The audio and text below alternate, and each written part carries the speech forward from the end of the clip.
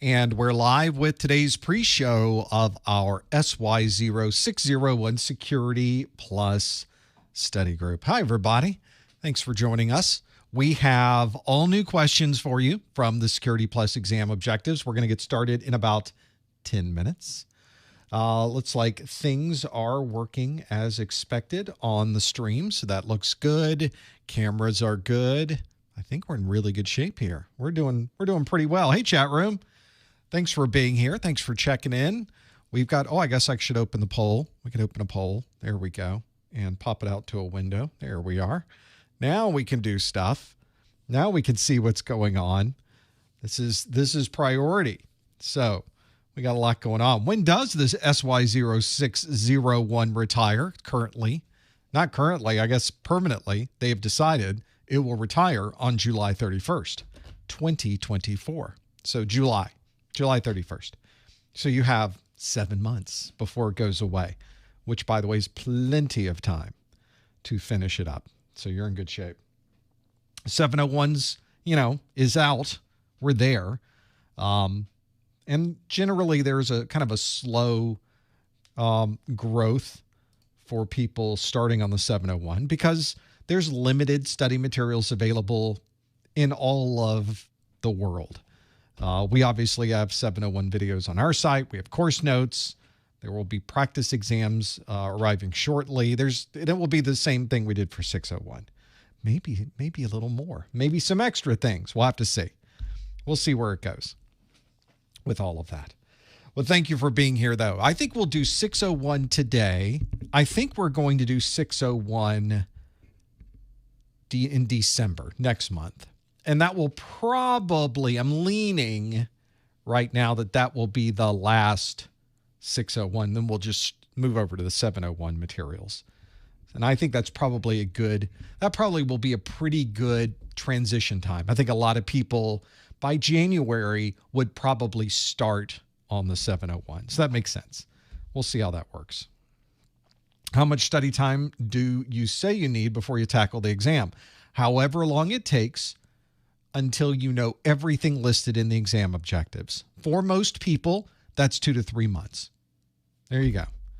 It could be less. It could be more. It depends on you. For me, it's more. I spend a lot of time. It takes me a long time to study anything just because things are crazy. Is the 701 that much different than this 601? Oh, yes. Half of the material in the 701 is brand new. Half of the exam objectives in the 701 don't exist on the 601. So that should give you an idea of just how different those things are. All right, everybody, come on in. Make yourselves comfortable. We got the stream up and running. We've got, I guess I should show Vevox so that you know what we are doing with the Vevox app. There it is. So that you're able to log in, see where you're joining from. In fact, I haven't even turned on. Let's see results. There we go. Now we got folks checking in. Now you can actually see it. Where are you in the world? What's happening? So we got folks from all over the place that have checked in. There, that's much better when you can actually see things. So glad, so glad. Let's see. We've got a lot to go through today. How many people do we employ? It's myself, and if I had to count, technically, Mrs. Professor Messer is technically an employee, but she is more behind the scenes. She is not probably day to day, but she does do quite a bit to get these things done. So, and then she is the boss. So if you want to know the boss of the place, that's who the boss is. And then we have 3 other folks that are currently on the payroll, and they do different things. So we've got some people helping with websites, some people helping with the marketing, some people helping with some of the content. In fact, most of the new 701, I picked up the wrong one, 701 exam course notes were mostly put together and arranged by one of those employees. So we got good stuff happening there. You get your daily pop quiz questions. Lori does all of those types of things. So we got a few folks working. They're trying to make it happen for me. We're trying to make this all work together. So that's good. So Chris says, bought a Security Plus voucher yesterday, valid for 12 months. Since the 601 will retire in July 2024, can I take the exam after July 2024? Well, you could take the 701. Your voucher is good for 12 months, but that doesn't mean the exam will be available for 12 months. The exam vouchers don't have an exam code associated with them. So you did not buy a 601 voucher, you bought a Security Plus voucher. I know online it actually says 601 and 701. Here's a little secret, same thing. It's exactly the same voucher. There's no difference in the voucher types. So that's why you'll notice there's really, in fact, they tell you in the voucher, if you look at the terms and conditions of the voucher, it tells you, make sure you take this voucher before your exam goes away, because it's not specific to a particular exam version. So pretty important.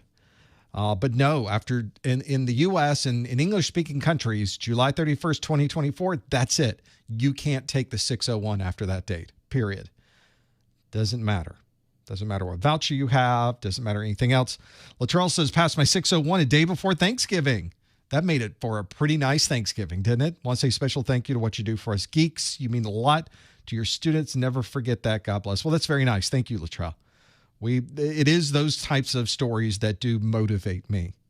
That is what we're doing. So that's the idea.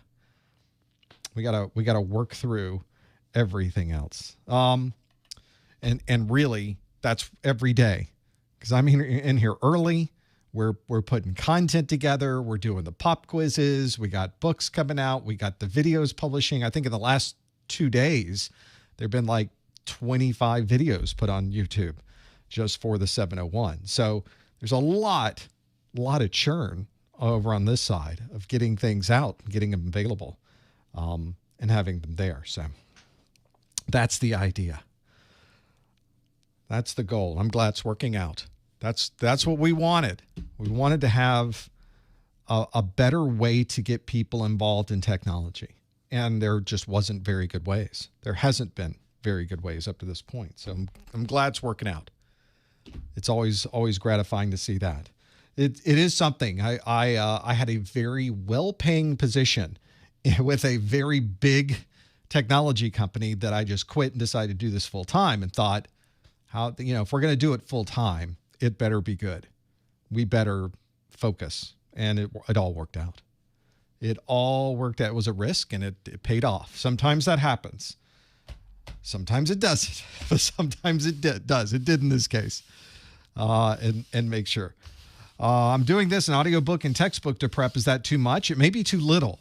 I always say you should get a good book. I guess audiobook qualifies there. You should get a good video course, because you learn differently watching video than you do reading a book. I like it if folks have a good set of hands-on that they can work on, labs and those types of things. And I like to see someone who does a lot of Q&A. So practice exams and those types of things. So really 4 different categories. Ideally, you would have all 4, but not everybody does. You might choose a few of those. So it doesn't necessarily have to be all 4 of those things, but I think that's your best bet. All right, let's see if this is going to work. It does. That should go there. This looks pretty good. Oh, now I've gotten rid of my clock. When does the 601 retire? We'll talk about all of these things in just a moment. I've got a whole section on 601, 701 right there at the beginning. We got about 50 seconds before we get started and get some of these going. Nick says, I'm from India. Past month, I was constantly viewing 601 videos. Took my exam this Sunday and passed it, 808. Great score, by the way, Nick. Says, thanks a lot, Professor. You are absolutely welcome. Congratulations. I didn't do the hard part. You actually did the hard part. So that's, and then we've got Mr. Shirtless 24 says, bought my voucher from you. Thank you. And my Security Plus test is on December 8th. I appreciate that voucher purchase. Best of luck with that December 8th. That'll be fun. That'll be a good day. So with that, where's my clock? There it is. With that, I think we're just about ready to get going. What was that? What did I do there? Just about to get ready, get this thing going because it is top of the hour. I think that that says everything we need to know. It's about time to get started. So why don't we close up a few things here, get this in place, and let's do a live stream, everybody. Hello, everyone. Welcome to the November 2023 Professor Messer SY0-601 Security Plus Study Group. This is the study group where I ask you questions that come directly from the CompTIA exam objectives, and we get to see how well we happen to know these topics. We will all be online and voting as we go, so there'll be a lot of fun things that we can talk about. If you would like to participate, if you are here live and you would like to participate with us, we would love it if you popped open a new browser window and you went to professormesser.com/QA. Now, you could also run this entire live stream, at least the online part of the voting can also be done in the Vevox app. That's the app we're currently using. Thinking I might be changing that beginning of the year, but we'll see. In the meantime, what you'll want to do is go out to vevox.app and use the ID that is on your screen. You can see it there. Today's ID is 147-653-380. That's another thing. That's probably one of the biggest reasons I'm thinking of moving away from Vevox, because it's a different ID every time, which doesn't make sense to me. But there we are. Hopefully it's not too much of a bother, and it'll be on the screen a number of times. You'll be able to see it. I'm making a bigger deal of it than I think it really is. And if you do that, if you follow those directions of either doing it in your browser or bringing it up in the Vevox app, there will be a question waiting for you. This is a question from last month. So if it looks familiar and you're wondering, wait, I've seen this before, what is that? It's one from last month, so that we can see if we really know what this question was or what it should have been last month. We'll see if we remember anything. Anyway, the question asks, a package delivery receipt includes the signature of the receiving party. Which of the following would describe this signature? Would it be, and of course I've got here a number of different options. Something you are, something you have, something you can do, somewhere you are, and something you know. Now, one of our rules here in the live stream is that we want to be able to answer this online and not in our chat room. So please don't put the answers in the chat room. Please don't put any hints in the chat room. Instead, follow the links on your screen. You can either go to professormesser.com/QA, or you can use the Vevox app that is on your screen that points you to 147-653-380 and put in what you think the answer is. We will come back to this question in just a moment.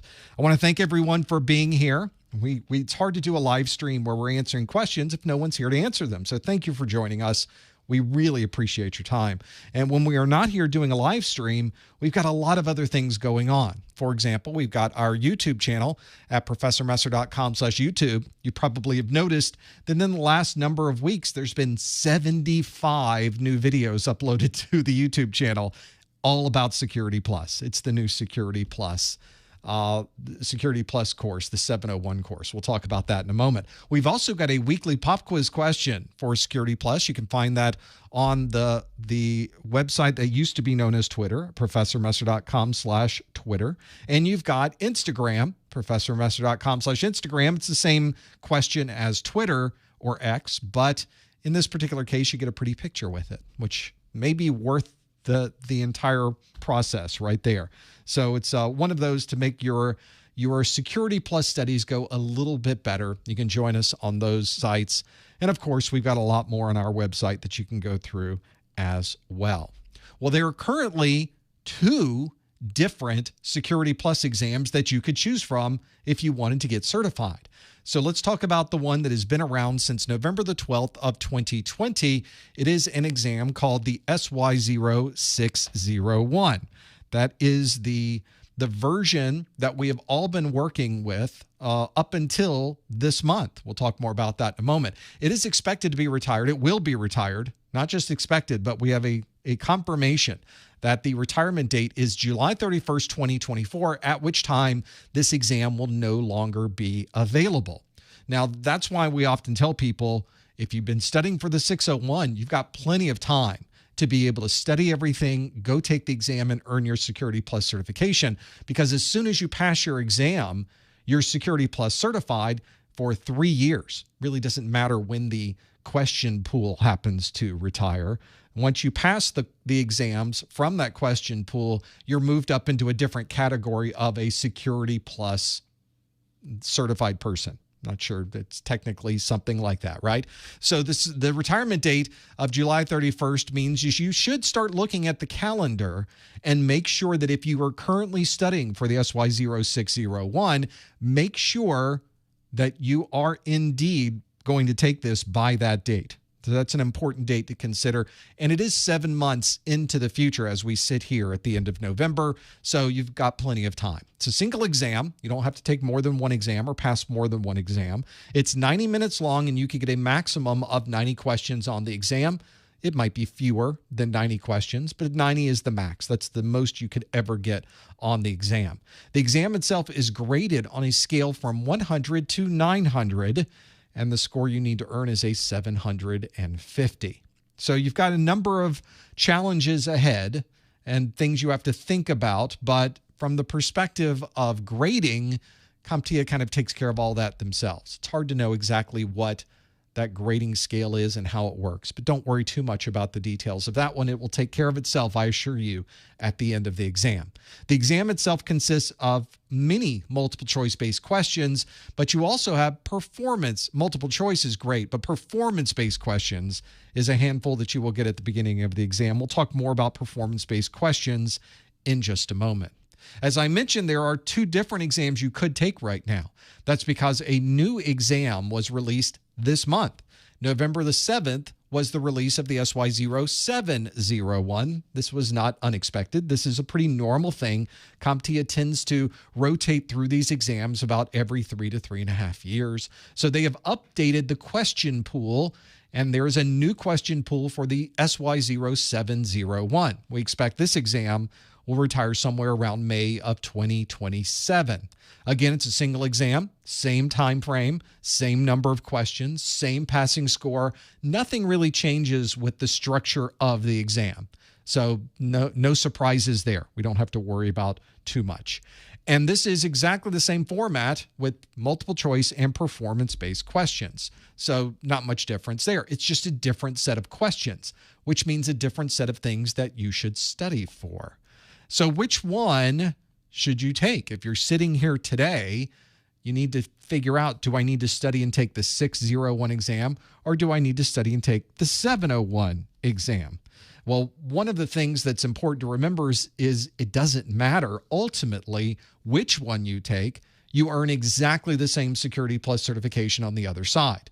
You will become Security Plus certified. You're not Security Plus 601 certified or Security Plus 701 certified. You're simply Security Plus certified. The same way that someone who took their Security Plus exam and passed it 10 years ago has simply been updating it and making sure to maintain that certification every 3 years. They are just as Security Plus certified as somebody who just passed their 601 or 701 exam. So the version of the exam doesn't mean much once you already become certified. Sort of the point with that one. So don't worry that you're taking the wrong version. There is no such thing as the wrong version. One of the challenges, though, is I mentioned that 701 was released at the beginning of the month.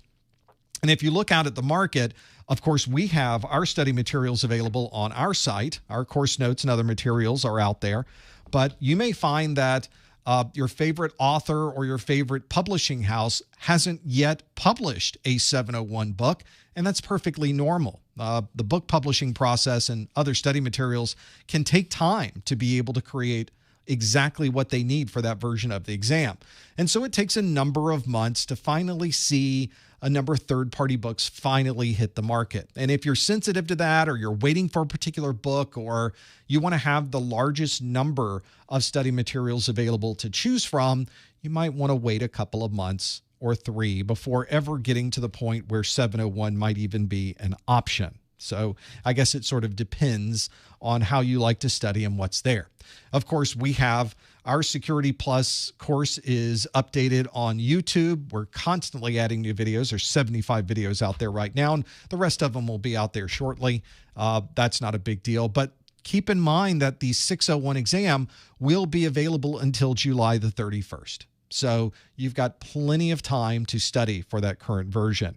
There was a question in the chat room where a T says, will studying the 701 videos mess you up for the 601 exam? Oh, yes. Yes, it will. They are very different exams. And if you take nothing else away from this today, make sure you understand that you should be studying from exam materials that match the version of the exam that you plan to take. That means if you plan to take the 601 exam, all of your study materials should say SY0-601. They should not say 701. Just because it's 701 doesn't mean it's any better, but it is very different. So that's an important thing. The 601 exam is going from the 601 exam objectives. The 701 exam has a completely different set of objectives. In fact, on the 701 exam, and we can talk about this in the after show if you want the details, there was questions about this most recently. The 701 exam, half of the exam objectives on the 701, 50% of the exam is new.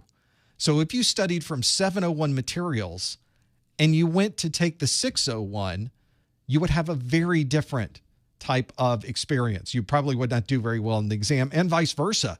If you studied for the 601 and you walked in to take the 701, imagine half of the exam is something you've never seen before. And I can tell you 50% as a grade is not going to be a passing grade. So that's important. Make sure they match. Make sure you pick and you go with the version that you're planning to take.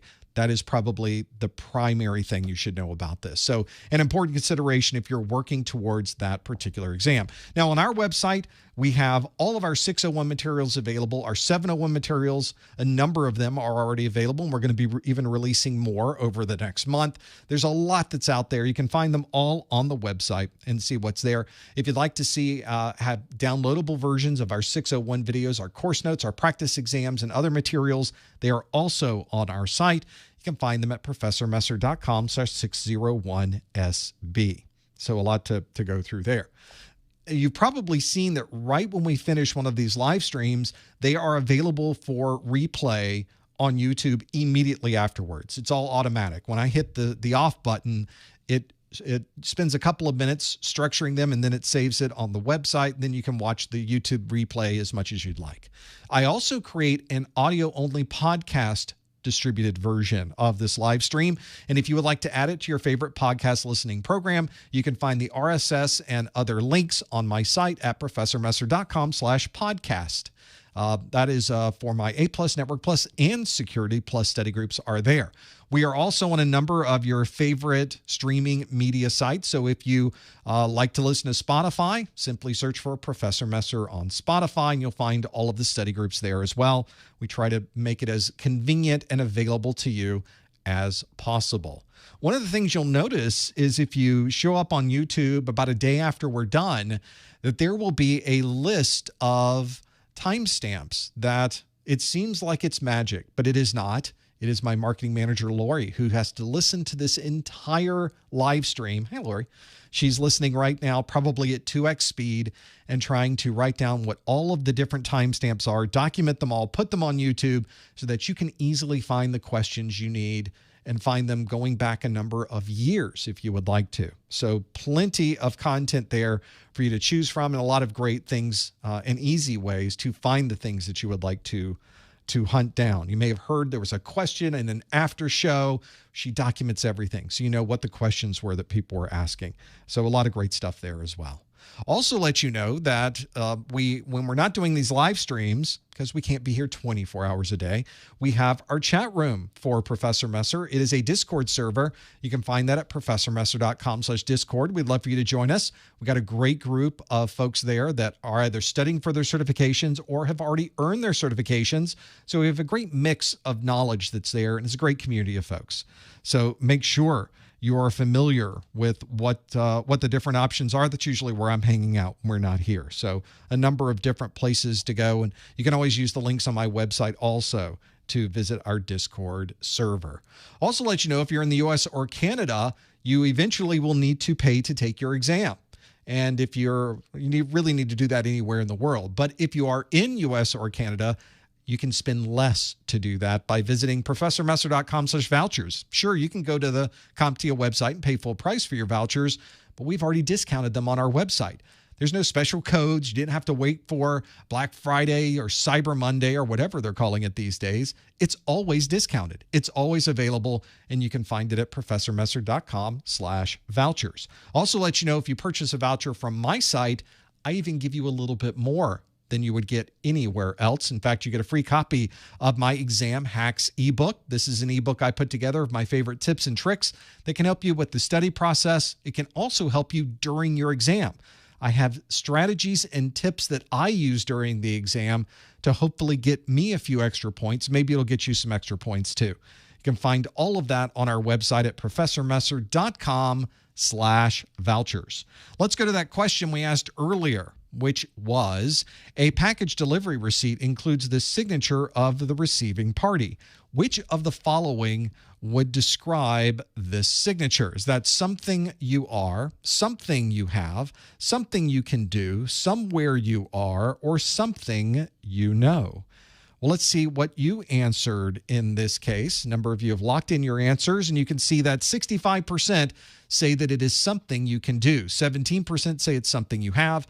9% say something you are. 7% said something you know, and nobody, 0%, say somewhere you are. Well, we did much better this month than we did last. Maybe we remember what these were, but certainly a good choice there. 65%, something you can do. 65%, well, that is the correct answer. Something you can do is something that's special about a certain thing that you are able to accomplish. In this particular case, a signature.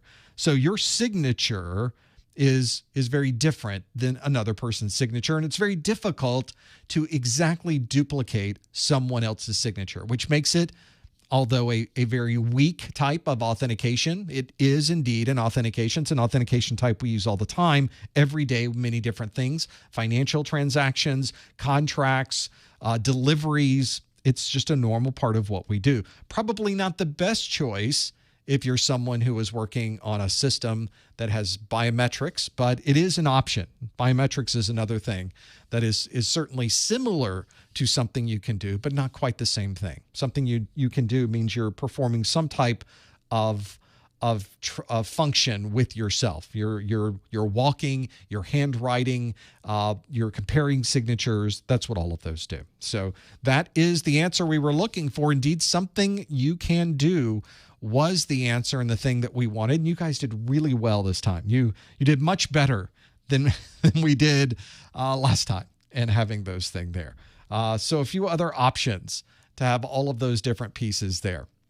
So I think if you're someone who is working towards those, that's a good point. So someone is mentioning on my site that the page that manages the live stream is not showing the right live stream connection, which may be true. I may not have actually updated that page properly when we did that. So while we go through our first performance-based question, I'm going to update things on that site so that people can find the right thing there. In fact, that's a good lead-in to our performance-based question of the month. As you know, I have a lot of multiple choice-based questions that I give you. This last one we did was a really good example of a multiple choice-based question where I ask you a question and there are multiple options to choose from. But as you're probably aware, and as I just told you, as a matter of fact, there are a number of questions you get at the beginning of the exam that are not multiple choice. Now, that's challenging to not have a multiple choice when you're expecting one. So I tell people all the time, you need to look at these and consider that the questions could be asked in a different way. They might be a matching question. They might be a question that's drag and drop. Maybe they put you at a command prompt and ask you to perform a function. There could be a lot of different things they might be asking you to do. But the important thing to remember is that it doesn't matter how they ask the question. They're all coming from the exam objectives. So I like to think that if you know what's in the exam objectives, you're not going to have a problem with these performance-based questions. So I have for you today a performance-based question as well. Our performance-based question today is a matching question. This matching question is one specific to attack types. So the question is it's a fill in the blank online, but it is an attack type question that we will focus on. So the attack type question that we have is one that says match the attack to the description. And we have a number of different attacks and descriptions here. I want to go through the 4 different attacks, and then we'll look at the different, or really there's 7 different attacks, and we'll look at the 4 descriptions. Let's start with those 4 descriptions that are there, because I think that will tell us a lot about what's here and what we're going to work on. The first one is a credit card number is copied during a transaction. The second is an online brute force identifies a password. The third is an unauthorized person is inside a secure area. And the fourth is all data on a system is deleted at a specific date and time. Now we have 7 different attacks. So there will be some left over at the end. So our 7 different attacks are impersonation, ransomware, spraying, tailgating, skimming, worm, and logic bomb. Those are all of the different attack types that we need to know. Maybe you're familiar with what some of these are. Maybe you've run into these before. So I want to see how well you do at matching these together. Again, there will be 3 of these left over at the end. So as you step through them, you may just want to put in 1A, 2B, 3C, 4D if you think that's how they're matched up. They're not, by the way. They are a little bit more difficult than that, but that does give you an idea of the different options available. So make sure you go through and see if you can match all of those up. And while you're doing that, I'm going to jump over to my site and grab the URL for my live stream and paste it into the page that did not get updated properly so that you can absolutely gain access to that from my website. I think that's an important part for anyone who wants to visit this. So we're going to update that. We'll paste in a little bit of information here. I'll embed it on my site. We will update it. And I think at that point, we are in pretty good shape. I'm going to view the page just to make sure that everything looks okay. I think it sort of does now. There we go. And I think that's a good one to do. And I'm going to make sure that the cache for this page, I guess I should view the page first.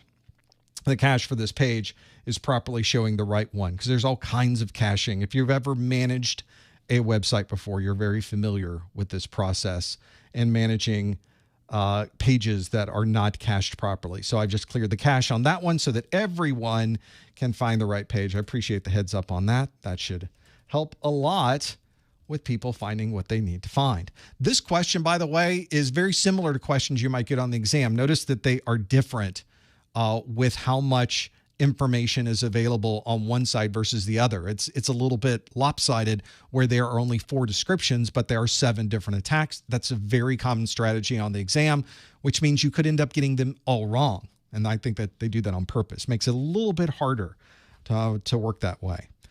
Some folks in the chat room saying this seems like it will be a low point performance-based question. Well, who knows? CompTIA doesn't share anything about their grading. This could be the highest point performance-based question that you would get on the exam.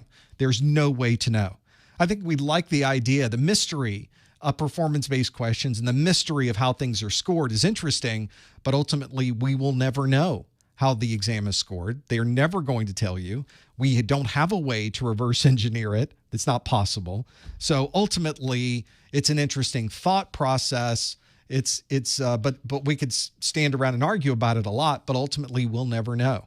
We will go to our grave never knowing how these worked, how this thing actually broke itself down and how it was scored. They are not going to tell you.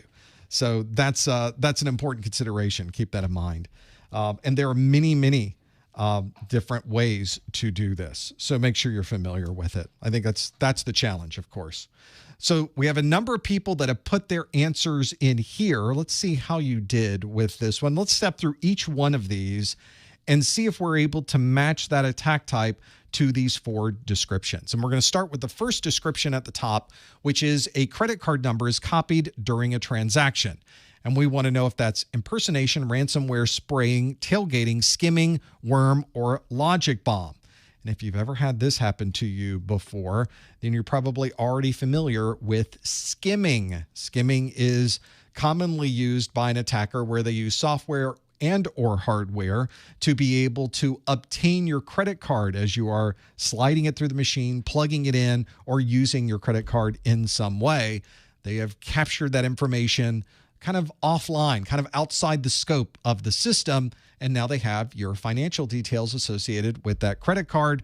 That indeed would be skimming. The second is an online brute force identifies a password. Online brute force, as you know, you can't use brute force very well online because if you use it, and you exceed the number of incorrect answers, you'll lock someone's account. Probably an alarm will go up, and they'll certainly know that you were trying. So instead, attackers tend to only use the highest chance of success. Maybe they have obtained everything that you're using. Maybe they've grabbed all of the passwords that you used at another site, and they're trying it on this site, and they're going to try 3 of them, and then they'll stop so they don't block your account or have any type of alarm or alert. We refer to that as spraying, where they're not going through every possible brute force, but they'll try 2 or 3 or 4, and then they'll stop. Maybe they'll come back tomorrow or the next week, and they'll do 2 or 3 or 4 more just to see if they can get in. They're trying the low-hanging fruit. They're trying the most common or what they expect your most common password might be. Third on the list is an unauthorized person is inside of a secure area. We certainly don't like that idea. The unauthorized person inside of a secure area probably occurred because they were tailgating. Tailgating, of course, is when somebody passes through a door that is controlled, and then someone else manages to catch the door before it closes and gets into that secure area without having any credentials. And that is certainly a concern. You often see signs on the door when you're going into these large organizations that say no tailgating. Do not allow someone to walk in behind you, and they will train you. I had one organization that required that when you walked in, that you turned around and you closed the door behind you to physically have it lock, even if the person behind you was someone you've worked with for years and has a badge and they badged in. No, you can't simply walk in. We have to physically close the door first and then badge in. They effectively used a number of different ways to have a sort of a way to limit access without having something physically limiting it. They really put that on you as the employee to make sure that you are following the proper rules and policies and procedures, which I find interesting. This is, I guess, the best they could do at the time. And indeed, it was not a main door to a building. It was on a floor of a building. Maybe there was a cost benefit to having the employees manage that process rather than someone else doing it. So let's do another one. Let's have the next on our list is all data on a system is deleted at a specific date and time. Everything on there suddenly disappears when a certain date and time arrives. And if that's the case, we probably have a logic bomb. In this case, the logic is the date and time. It could have been something else we did. If a file suddenly appears in a subdirectory, that's what sets off the logic bomb. Maybe when somebody powers on a particular device, that's what sets off the logic bomb. But indeed, it is all data on a system deleted at a specific date and time certainly speaks to logic bomb. That really is the best choice considering the other things that are here. Now, we have a number of different attacks that were not listed. We did not use impersonation. We've got ransomware. I didn't even spell impersonation right. So we got to work on that. Got to work on the spelling part. Ransomware and worm. So see, we're going to impersonation. It doesn't even tell me. Doesn't even know. That's why it didn't even pop up. So that's how bad my typing is, that even this system said, I don't know what you're talking about. I don't know what that is. Some folks were saying that what about unauthorized person inside of a secure area could be impersonation. I guess if there were more details, you probably could do that. I would accept that as a reasonable answer. This is both of those could potentially be either one of those, but I think tailgating works pretty well here because we don't have any notice or any additional details in this case, but I think I would accept both of those as a reasonable option. Impersonation, of course, is when somebody is pretending to be someone they are not. Maybe it's over the phone, maybe they're showing up in AT&T gear and saying they're from the AT&T company and they're here to fix something in the computer room. Oh, okay, let me take you in there. Happens all the time. So that's why people, they check credentials. They make sure someone is supposed to be there. Oh, do we have a ticket open with AT&T? What's the ticket number and who opened it? I'll contact them and make sure you're supposed to be here, and they'll escort you in. There are a number of places I've gone to where I wasn't even able to bring my phone inside. They will quarantine the phone at the front desk. They're not allowed to, I'm not allowed to bring anything inside that could be recording anything or taking pictures, and they don't allow it in. And I am escorted the entire way that I'm inside those buildings. I've been in other organizations where, yeah, okay, just go in. There's the door. See ya. Bye. And they just let me in. And I'm thinking to myself, if you knew who I was, because, or anyone, if you know who anyone is, they can easily walk in and plug in their computer and cause problems or take data or steal a laptop off of someone's desk. Those types of things are a concern. So we don't want to run into that either. We also have ransomware on this list. Ransomware is one of the options for really trying to get a better understanding, a better grounding on malware and how it can affect us. Ransomware is an awful one. Ransomware brings down systems for days and weeks in some cases, in some organizations. That is when malware will encrypt all of the data on a system and then ask you for a ransom to be able to get that data back. And then lastly, we have a worm. Worm is a type of malware that is self-replicating, which means it doesn't need you as a human to click on something, to start an application, to install an app. Doesn't need you. It can do everything itself, usually because there is a significant operating system security bug. And that is why whenever a worm hits, we are on it immediately to mitigate and eradicate that worm before it creates a lot more problems. So in this case, skimming, credit card number copied during a transaction. We've got spraying as the online brute force, identifying a password. Tailgating, I'll take impersonation, also as an unauthorized person inside of a secure area. And then all data on a system deleted at a specific date and time certainly fits a logic bomb. So hopefully that gives you some ideas of what a matching performance-based question might look like on your exam. Of course, there could be other performance-based question types. You could be placed at a command prompt. It could be a drag and drop question. You might be having to put things in a particular order. It just depends on what CompTIA is willing to throw at you at any particular day, because these performance-based questions can be different between different exams. So hopefully that gives you an idea of things that might help you as you study for this exam. And that is our performance-based question of the month. Let's do another question. We're going to go back to a multiple choice-based question. I think you probably saw this one earlier. I was clicking things on my side, and this is a pretty good one to start looking at. This question is one that asks, a security administrator needs to search a storage drive to obtain email messages and browser histories. Which of the following would provide this functionality? Would it be the harvester, autopsy, Nessus, DNS enum, or memdump?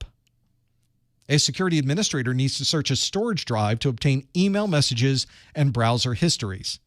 I'm already nervous. Which of the following would provide this functionality? Is it the harvester, autopsy, Nessus, DNS enum, or memdump? It's got to be one of these. These are all real things. They're all from the exam objectives. If you think you know the answer, please do not answer in the chat room. Instead, go to professormesser.com/QA and lock in your answer, or you can go to the links on your screen at vevox.app and the ID that you have on the screen. See what you think this one might be. You do need to know some of these types of utilities on the exam, and this is a good set. It's not just important to know what the name is, but it's important to know what these things do. And there's quite a few that you need to know on the 601 exam. Now, if you're studying for the 701 exam, none of these are on there. They're not on there at all. I told you the 701 is 50% of the exam's brand new, and a lot of things were dropped. So very different exam. And I think we'll talk in the after show. I think I have an idea when we'll do some 701 study groups so that we can just focus on 701 exam objectives. I think that'll be kind of useful to be able to have those there. See if you know the answer.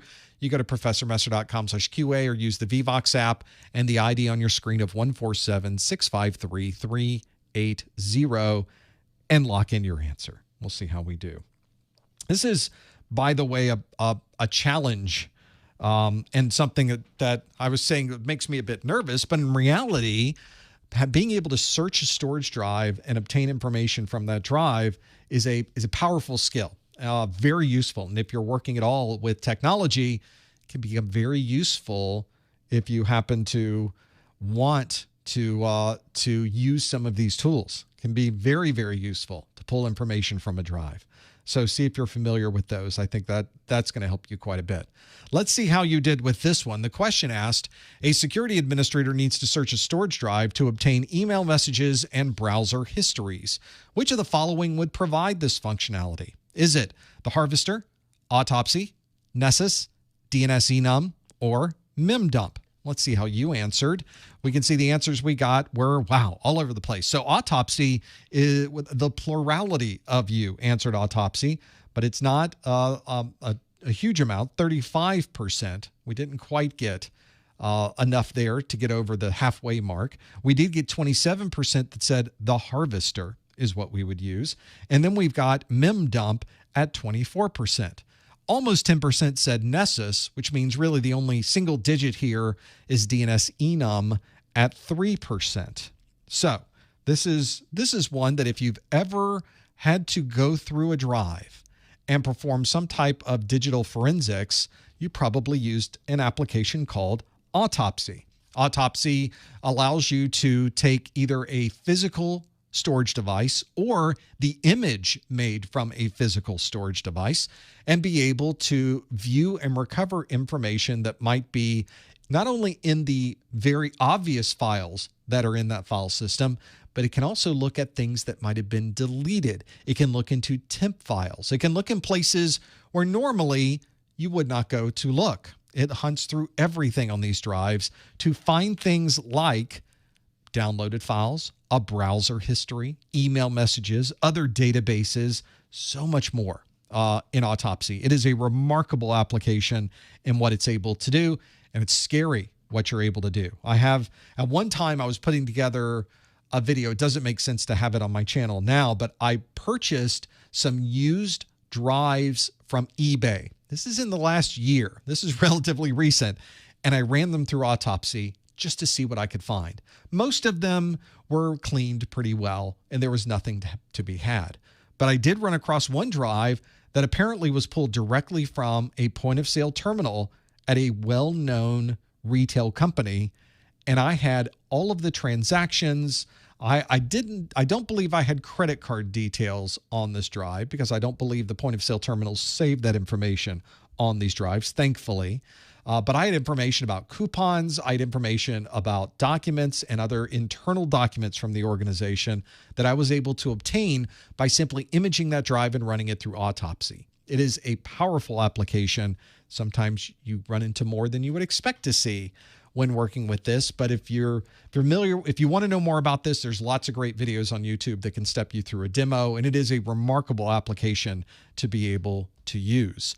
The number of you answered Autopsy, 35% of you did. We didn't get a majority, but we got a good number of you, 35%. That was the largest amount that did answer what those were. 27% chose the Harvester, which is very good at gathering information from the internet, especially open source locations, to be able to find information about an individual, about other search options. But the Harvester does not go into a storage drive to obtain email messages and browser histories. The Harvester is mostly something that focuses on open source types of materials. We also have memdump at 24%. Memdump will certainly go through the memory of a system, and it will capture what's in the memory and store that memory dump on a separate file that you could then go through later. But the memory doesn't have email messages in it unless you happen to have your email client open at the time. Browser histories are not stored in memory. They're stored on your drive. So although you might have a dump of the memory, you may not have the information that you were looking for, because this information of email messages, browser histories, and other details are stored on your storage drive, and memdump won't see those. Nessus is a well-known type of vulnerability scanner, and in some cases, pen tester. So you can do penetration testing with Nessus as well. Very limited in its pen test capabilities, but still allows you to do that. Mostly designed to an exceptional way to perform vulnerability scanning on a system. Just a remarkable vulnerability scanner. I guess that's why it has the name, because it really does a great job at identifying what a system is and then finding vulnerabilities that might exist on that system. And about 10% of you did choose Nessus, but a vulnerability scanner is not going to be able to provide you with email messages, browser histories, or anything else on a system. All it will tell you is that you didn't patch this Windows system. Here's an application on this Linux device that also needs to be patched. I'll give you that information. And then lastly, DNS enumeration. DNS enum is the command at the command prompt, which is a way to enumerate information that might be stored on a DNS server. So if you're looking for the name of a host, or you're looking to find what are all the different hosts available on a different location, this can not only query a DNS server, it can also perform multiple queries, almost a brute force against a DNS, where it will try a number of well-known or even randomized names of different, well, when you focus on it, different names, different IP addresses, and different fully qualified domain names. It's really what it focuses on. And once it finds those, it can present them to you on the screen, and then you can do something else with it. But DNS enum doesn't provide any information on email messages, provides you nothing about browser histories. It's all about enumerating what might already exist on a DNS server. So you've got a number of options there. And by the way, there are many other commands and utilities you need to know about. They are all in the SY0-601 exam objectives. If you want to know more about autopsy and other forensics tools, you can find it in my SY0-601 course, section 4.1, under forensics tools. So that's where that came from. We did pretty well on that one. Didn't get a majority, but I think most of us were in the ballpark on that one. At least 35% got it right. You chose autopsy. That was absolutely the correct answer. Let's do some more. I've got another question. We got more questions here. I need to maybe stop talking so much and get more questions in. Let's do this question, which asks, an internet provider is required to replace faulty equipment within 4 hours of an outage. Where would these requirements be documented? Is it EULA, NDA, SLA, EOL, BPA? All abbreviations, as this exam tends to do. The question again asks, an internet provider is required to replace faulty equipment within 4 hours of an outage. Not unusual, by the way. Where would these requirements be documented? EULA, NDA, SLA, EOL, BPA. You've got some options there. Now, if you think you know the answer, please don't answer in the chat room. Instead, you want to follow the links on your screen to professormesser.com/QA, or follow or stay on the Vevox app links that you're either already on or that you can type in by using those links on your screen.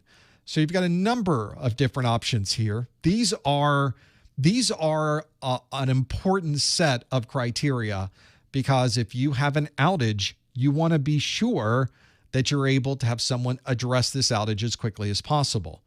But you need to be able to put that in some type of form so that everyone understands what's expected. I don't want to say too much more. You can see the question, you can see the answer, see what you think the answer is, and you can put it in at professormesser.com/QA, or follow the Vevox app at 147-653-380. See if you know what the right answer might be. These might be pretty good to step through if you're someone who's trying to find the right answer for these, you should, of course, be familiar with all of these. And this is one where we're gonna step through what some of these common agreements are and different types of acronyms in just a moment. You're putting your answers in pretty good. So let's see how you did with this one. This question again asks, an internet provider is required to replace faulty equipment within 4 hours of an outage. Where would these requirements be documented? Is it EULA, NDA, SLA, EOL, or BPA? If we look at what you answered, we have 73% of you say it's SLA. It's a very different set of answers than we got from our last question. 11% said EULA, and then it all goes to single digits at that point, with 6% for BPA, about 6% for EOL, and 2% for NDA. So you've got a number of options there. Whenever we want to contractually require that someone provide us with a particular minimum set of services, especially things like bandwidth. Maybe we're expecting a certain amount of bandwidth from our internet provider. And maybe we're expecting that if we have an outage, that they're able to resolve that outage in a certain amount of time. And when you work through those, you start trying to contractually write down so that both sides of the table agree on those terms. It needs to be documented and in a contract called a service level agreement, an SLA. Service level agreements are remarkably common. In fact, that's where we spend a lot of time when we start creating a contract with a service provider. We don't commonly do this at home. At home, we go to a internet provider and we say, we'd like an internet link, and they tell us, here's what you get. And we really don't have a choice. We either, here's what you get, and here's how much it costs, and you're done. And you're kind of finished with that. But when you're working for a large organization where you're spending a lot of money on the internet, you get to sit down with the internet provider and say, we will pay that, but we want more bandwidth. And they can say yes or no. Or you'll say, we'll pay that, but if there is an outage, we want someone here on site in 4 hours with replacement equipment. Maybe that's part of the deal. And they can say, okay, we'll agree to that. Let's ratify it. Let's put it into our service level agreement. And now there's contract. And we can even put terms in there. If you aren't here in 4 hours, you'll take this much money off of our account every hour that goes by, every 15 minutes that goes by, or whatever it happens to be.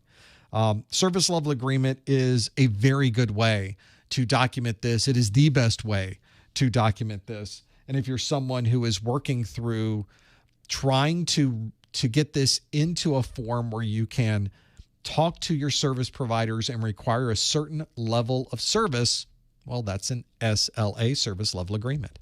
Now, we had 11% of you that said EULA was the answer that you gave, an in-user license agreement. This is a very common agreement. In fact, you may not have even considered what this agreement might be because you simply scroll all the way to the bottom, you click accept every time you install software. Well, you've just scrolled through the end-user license agreement.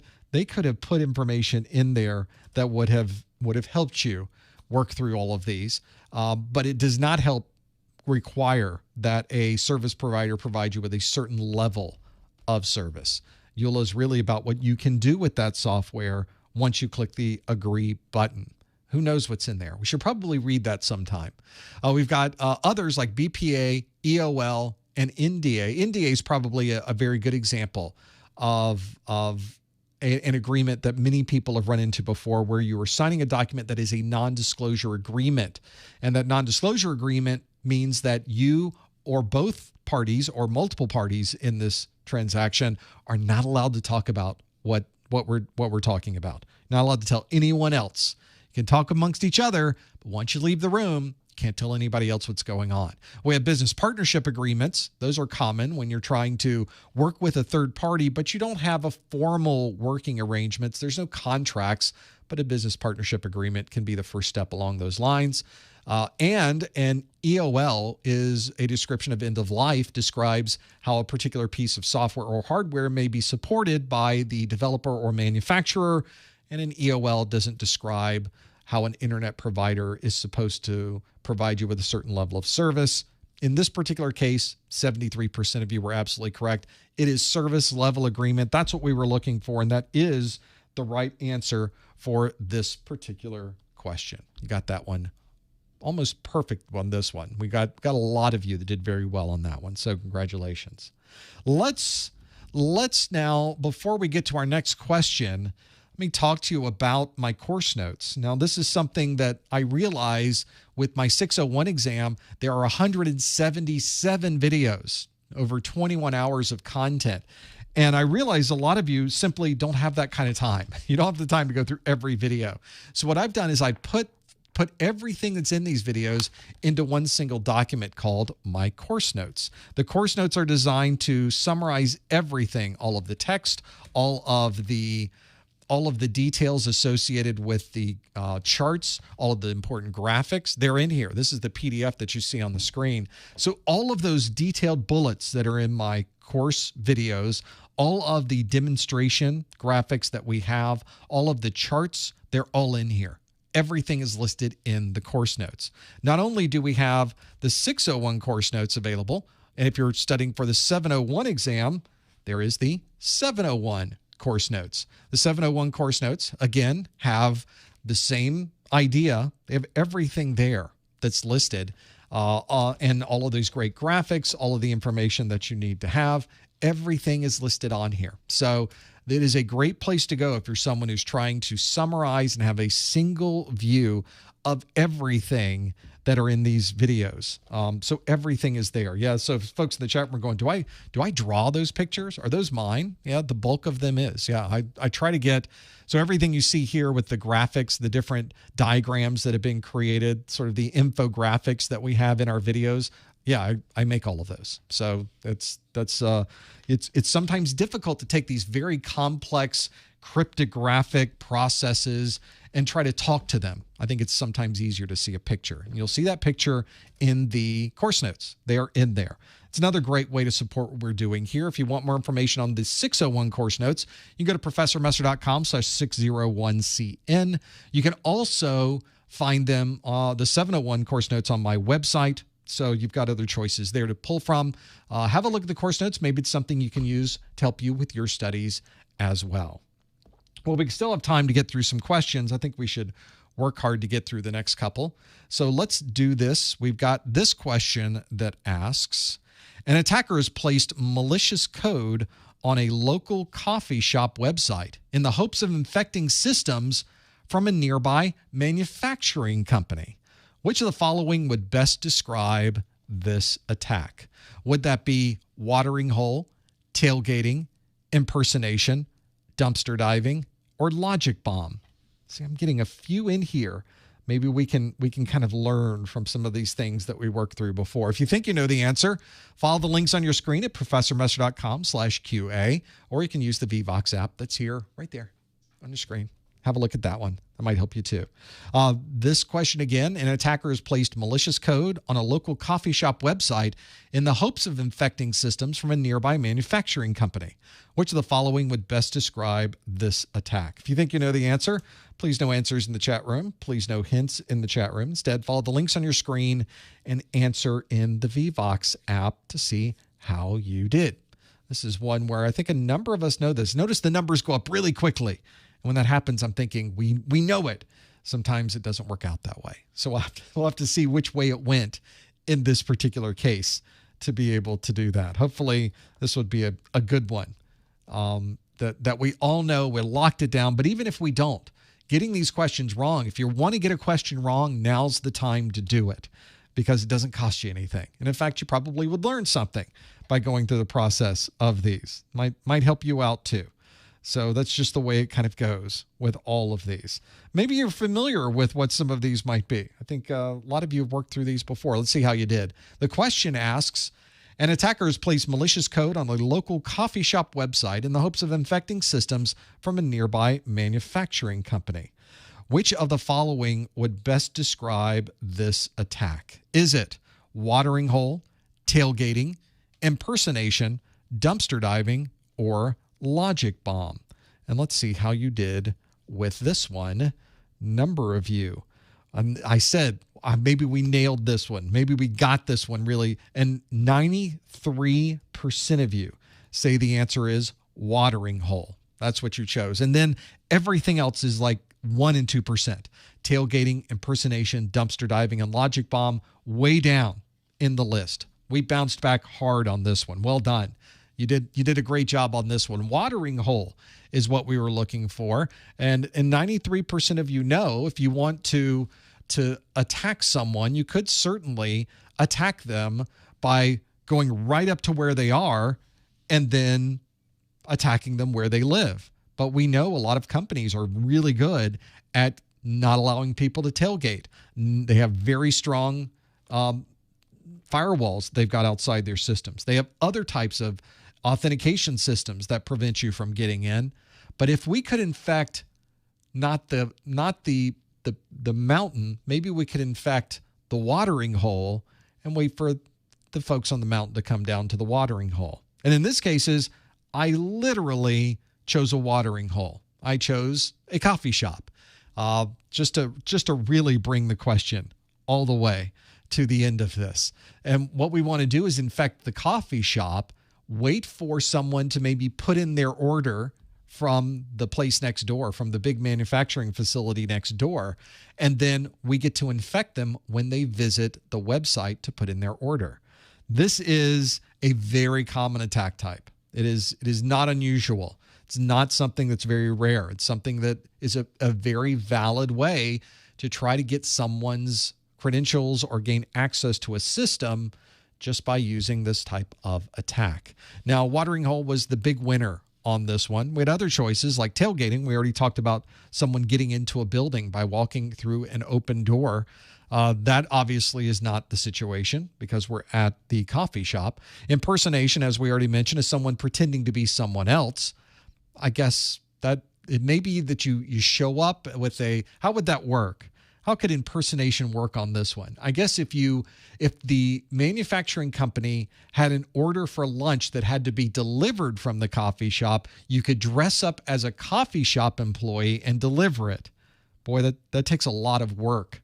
There's a lot of moving parts there to make that happen. Not very practical, and it certainly would not best describe this attack. Dumpster diving is the idea of going in and looking through people's trash, looking through their rubbish, looking through whatever happens to be in their systems and be able to find information that can help you. But in this case, we're not going through the garbage.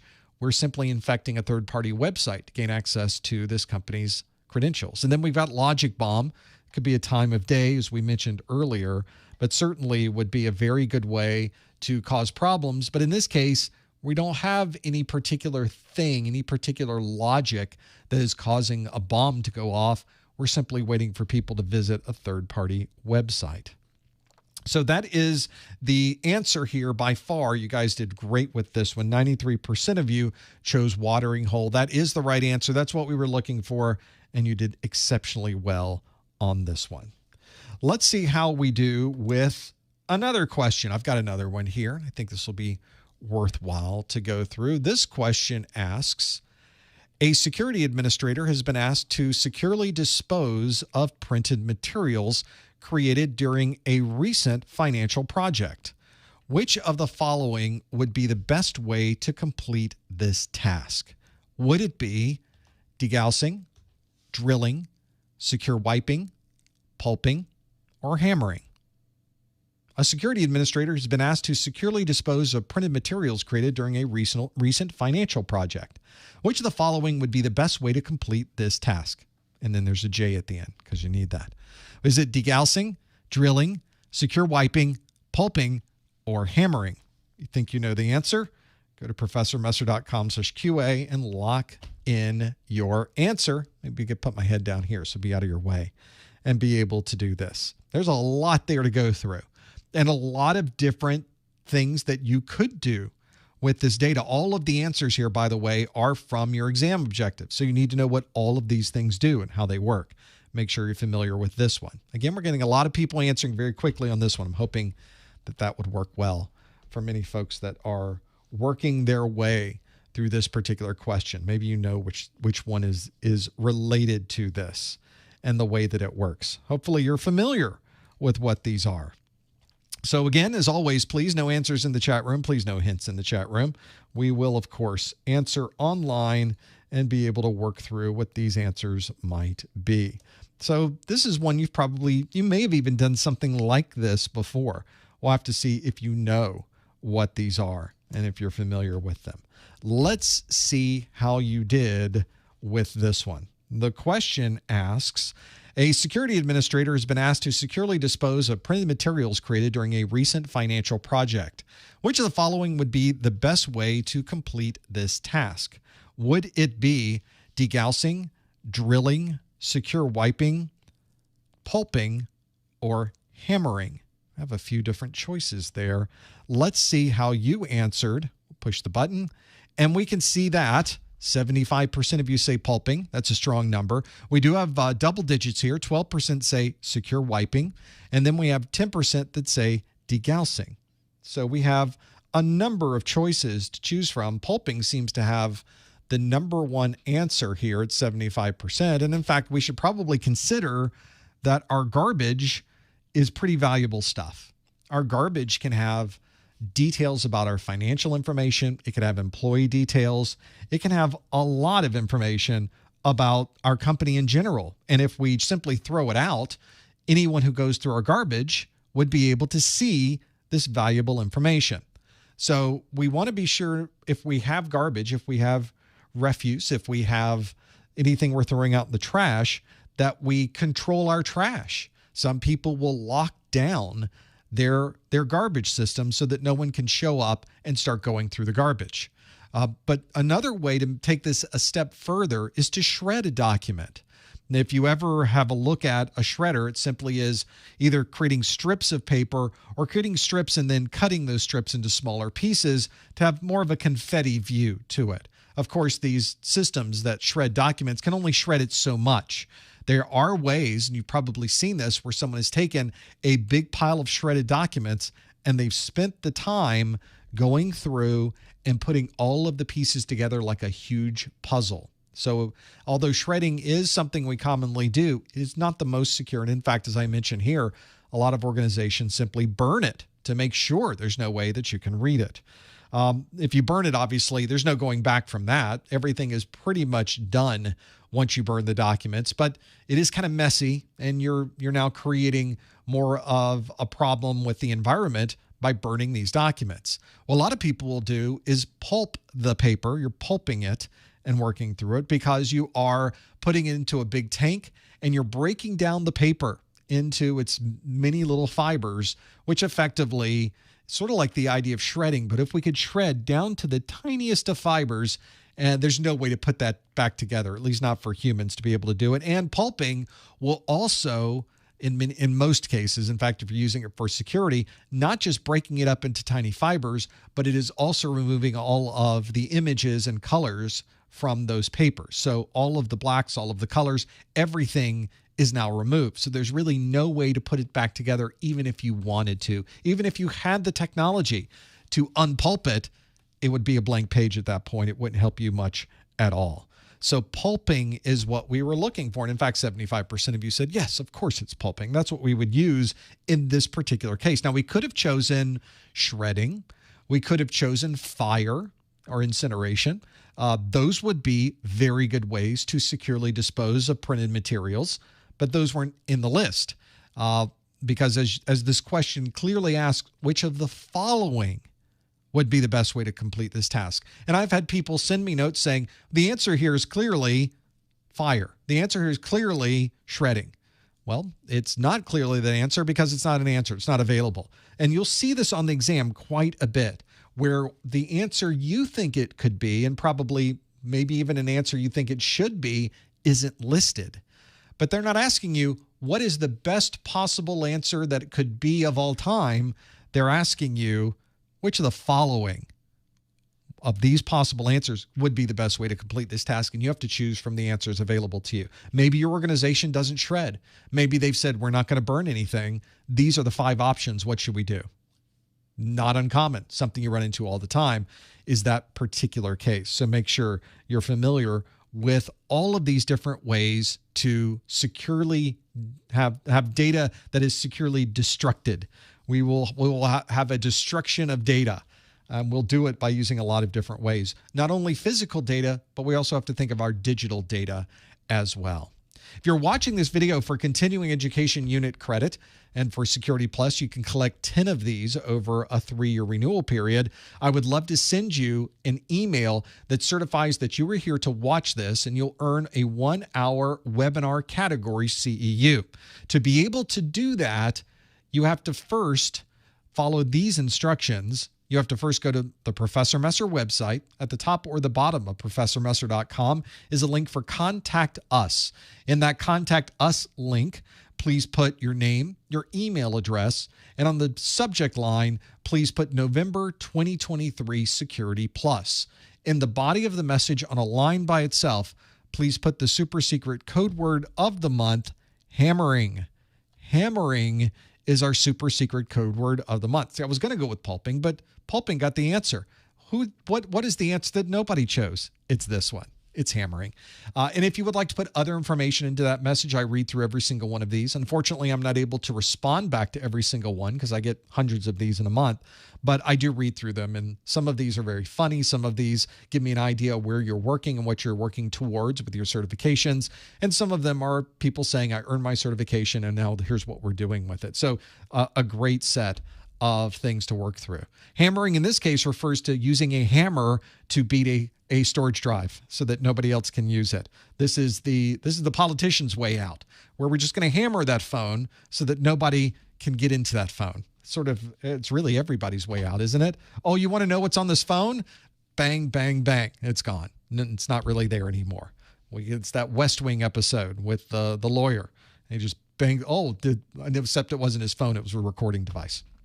Same idea. You can hammer it. That's one way to dispose or make sure that a piece of media is no longer accessible by anyone. Hammering is the answer here. Again, go to the top or the bottom of the Professor Messer website. Go to the Contact Us link. Put in your name, your email address, in the subject line. Put November 2023 Security Plus. And then you can, of course, from there, put the super secret code word of the month into the body of the message, the super secret code word being hammering. It's hammering time. No, that didn't work. It was an old reference anyway. What can we do with those? Not very much. That is the best way to go about doing this. If you're someone who's working towards earning your Security Plus, those are things you should absolutely know about as you're working through these. Now, I know we're at the top of the hour. I'm way past time at the top of the hour. Somebody did mention they wanted one more question, and I wanted to pull one from my pool of questions. Yes, I have a pool of questions to pull from. If you haven't seen this before, it's my Security Plus practice exams. My Security Plus practice exams are designed to give you the most accurate, the best written questions to help you with your 601 exam. I've noticed going around the internet that there are a lot of practice questions you can get out there. A number of them aren't applicable to the current set of exam objectives. They're outdated. Some of them are just simply poorly written and don't represent what a real exam question would look like.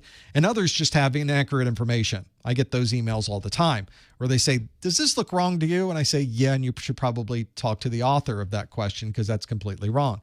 Instead, what if there was a set of questions that was written so that you can absolutely have a good feel with the same tone, the same character, the same style as the actual exam questions, and you'll find it in my practice exams book. There are 3 90-question practice questions in this book. There are different options available, and in fact, I'd like to take you through a question that I have in the book. This question, this is from page 22 of the book, question A61. Let's just step through a question that I have here and see if this is something that you know. I picked kind of an easier one so that we would be a little easier on ourselves. This question asks, your development team has installed a new application and database to a cloud service. After running a vulnerability scanner on the application instance, you find that the database is available for anyone to query without providing any authentication. Which of these vulnerabilities is most associated with this issue? Is this improper error handling, open permissions, a race condition, or a memory leak? So you have a number of different options to choose from. Now, this is a PDF that you see on the screen. It's identical, of course, to what we have on our device, on our physical book anyway. And so when you're going through these questions, one of the things that you can sort of work through is just to know what the answer is, A, B, C, or D. You can certainly work through that here. But I also have a link on here called The Details. And this will take you to a section where if we click on The Details, it moves you to that page in the PDF. So you don't have to scroll up or scroll down to be able to do that. And it shows you what A61 is, and then it shows you all of the answers that are available. The answer here is B, open permissions. And one of the things that you'll notice a lot with these questions, oh, here we go, a lot with these questions, is that the questions as they are written will sometimes give you an explanation of why the right answer is right. But one of the things I find when I go through these practice questions is I often get a question wrong, and I want to know why the wrong answer was wrong so I can learn something from that. Well, in my book, I document every incorrect answer, and I tell you why every incorrect answer is not correct. So if you're trying to figure out why is it not a race condition? Why is it not memory leak? Why is it not improper error handling? I explain to you why that is not the right answer. So this is a nice circle, I think. When you're working on a question, you get it wrong, there's an opportunity here to learn something from getting it incorrect. And if you have that information available, you should be able to use that. In fact, I often tell people, go through this list, and if you get it right, go ahead and read through the wrong answers as well, because that might help you understand topics that could potentially show up on your exam, which I think is the important part of this. And if you didn't understand anything about the question, you had no idea what these things were referring to, at the very bottom, I put a link to the objective number and the specific video I created that explains where this question came from. So that if the topic itself is beyond what you've studied, you now have a way to go back and be able to understand more of that particular topic. And once we're done with this is a PDF. I have a back button in my PDF. You may not even realize your PDF reader has a back button. And you can simply use the back button to go to where you left off. And now you can go to the next question on the list. This is my practice exams book. You'll find one available for the SY0-601 on my website. And you will absolutely have a 701 version available in the coming months on my website. It's all there. Find out more at professormesser.com. The reader that I was just using on my screen is the one built into Mac OS. So it's the preview app. So, but most PDF readers have a way to do that. And I do have documentation in the book that says if you're using this reader, here's the back button and the keystrokes that you can use for that. So you have some options there to work through. Maybe that can help you understand a little more of what you need to know before you walk into that exam version. We've got a lot more content on the exam, of course. You'll find that in the objectives. Find it at professormesser.com/objectives, or go to your favorite search engine, go to CompTIA Exam Objectives, and make sure you download these objectives. They tell you everything you need to know for the exam. This is the number one question I get is, how do I know when I'm ready to take my exam? Well, have you gone through this list? Have you checked off everything? Do you know everything that's listed there? And the best way to do that is to go to the objectives.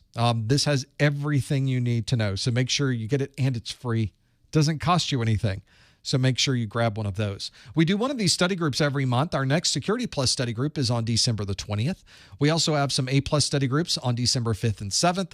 We have a Network Plus study group on the 13th. So we're always here doing something on the live stream. We'd love for you to come back and join us. If this is after December the 20th, or you simply want to know when is the next live event, you can go to professormesser.com/calendar and be able to understand what the differences or what the options might be for visiting and joining us on one of these live events. Well, this brings us to the end of our first hour, a little bit more than an hour because I just couldn't stop talking, but we're not done yet. I've got an after show coming. Make sure you join us for the after show. I have a good choice of questions that will come in, and this is your opportunity to ask me a question. Simply put it into Vevox. I'll show you a bit more about that in just a moment, and you'll become familiar with all of those as we step through them. Also let you know that, of course, we have our weekly Security Plus pop quiz question on Twitter and Instagram. And if you're not on our YouTube channel right now, you are missing out. Just over the last day, I put about 20 videos out there for the Security Plus 701. Make sure you subscribe to our channel. Go to ProfessorMesser.com/YouTube. Don't forget about our exam hacks ebook that comes with our discounted vouchers at ProfessorMesser.com/vouchers, because why would you pay too much for your vouchers? Instead, go to ProfessorMesser.com/vouchers and get a discount. And of course, our course notes, practice exams, and so much more is available on our website. So a lot to go through there. Stick around for the after show. There's always something interesting going on there. Thank you for joining us in this first hour.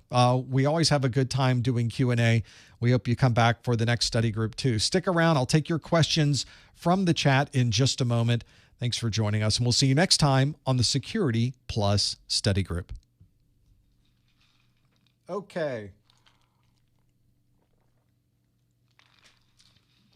Yeah, if you're trying to get that back button in your PDF reader, go check the documentation of the PDF reader. There's so many different PDF readers out there.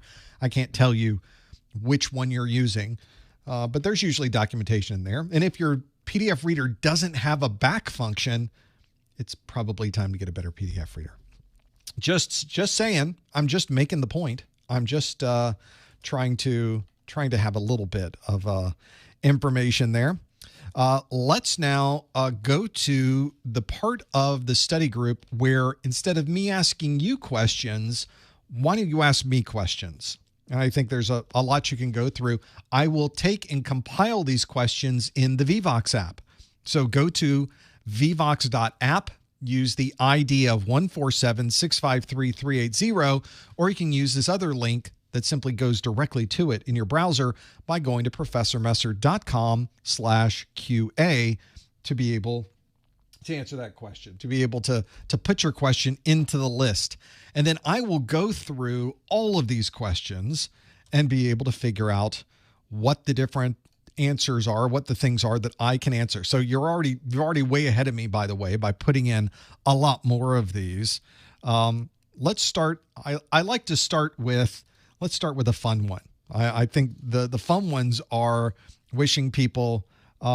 Arena says, don't have a question, but I got my exam tomorrow. Wish me luck. That's exciting when you're going in for an exam. Hopefully you've been studying this. You know the exam objectives. You got 24 hours. Make sure you go back to those objectives and use them as a checklist. They'll tell you everything you need to know to be able to pass that exam. The exam stays so close to those objectives. They are right on it. They rarely, if ever, deviate from those objectives. That's why I constantly tell you, look at the objectives, read through the objectives, use them as a checklist, because it works every time. If you know everything in the objectives, you're not going to have a problem. It'll be great. You'll have plenty to pour through there. So thank you for mentioning that your exam is coming up, and there is an opportunity there for you to be able to really spend time focusing on what's important, or maybe the things you've missed that are in those objectives. It's a great way to do it.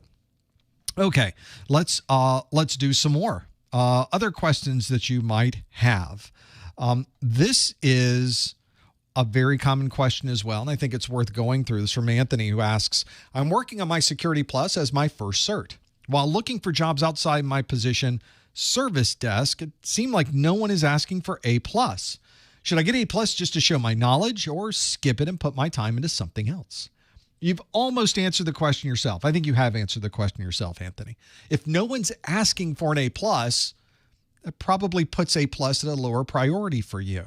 Now, this is different depending on where you are in the world. It's different depending on where you are just within the United States. Because if you're in the D.C. area, the Washington, D.C., or the surrounding areas of Maryland, Virginia type geographies, there's a huge emphasis in Security Plus. Almost every IT position is asking at a minimum for Security Plus. Maybe not every, but a huge percentage of them is. Certainly a larger percentage than other locations. For instance, if you look at Minneapolis, if you look at LA, if you look at Dallas, you will not have the same distribution there of people that want you to have Security Plus. There'll probably be fewer positions available specifically asking for the Security Plus certification. So a lot of your question really depends on where you are, what your employers are looking for, and what you would like to be able to ultimately do. Sometimes we don't have a lot of choice there. And if you're looking to get a entry level, it sounds here like you've got a service desk position.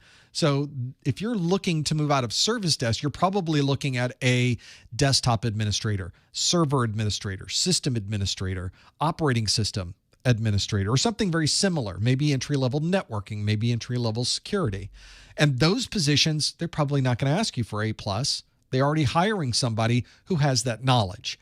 They want somebody who has more knowledge, and so they're probably asking for other things. But this is the standard for what people are doing when they're trying to get another job.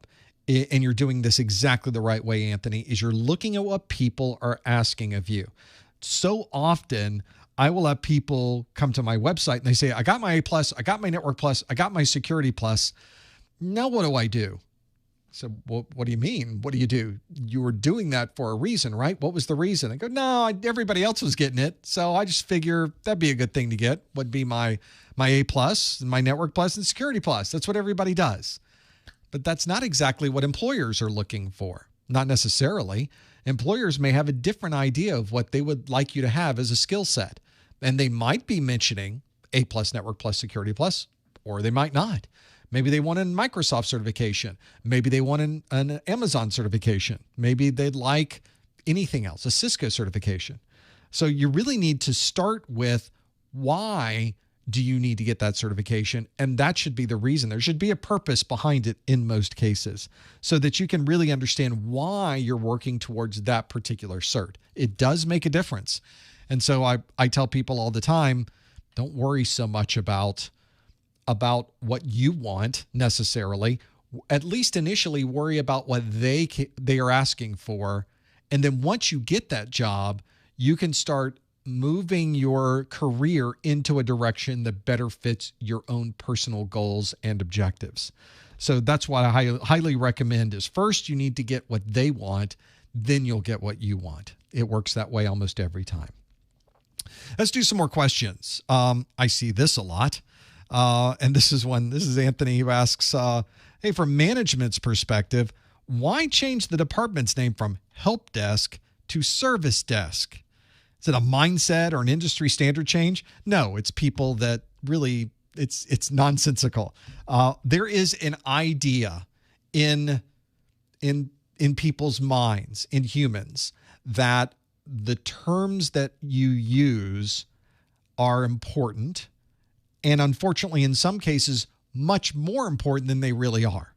And there may have been numerous meetings, discussions, an idea of arguments about what it should be, breakdowns of the human language and how people interpret the language. And they've decided the term help desk doesn't really describe what we're doing. Here at our company, we're not helping.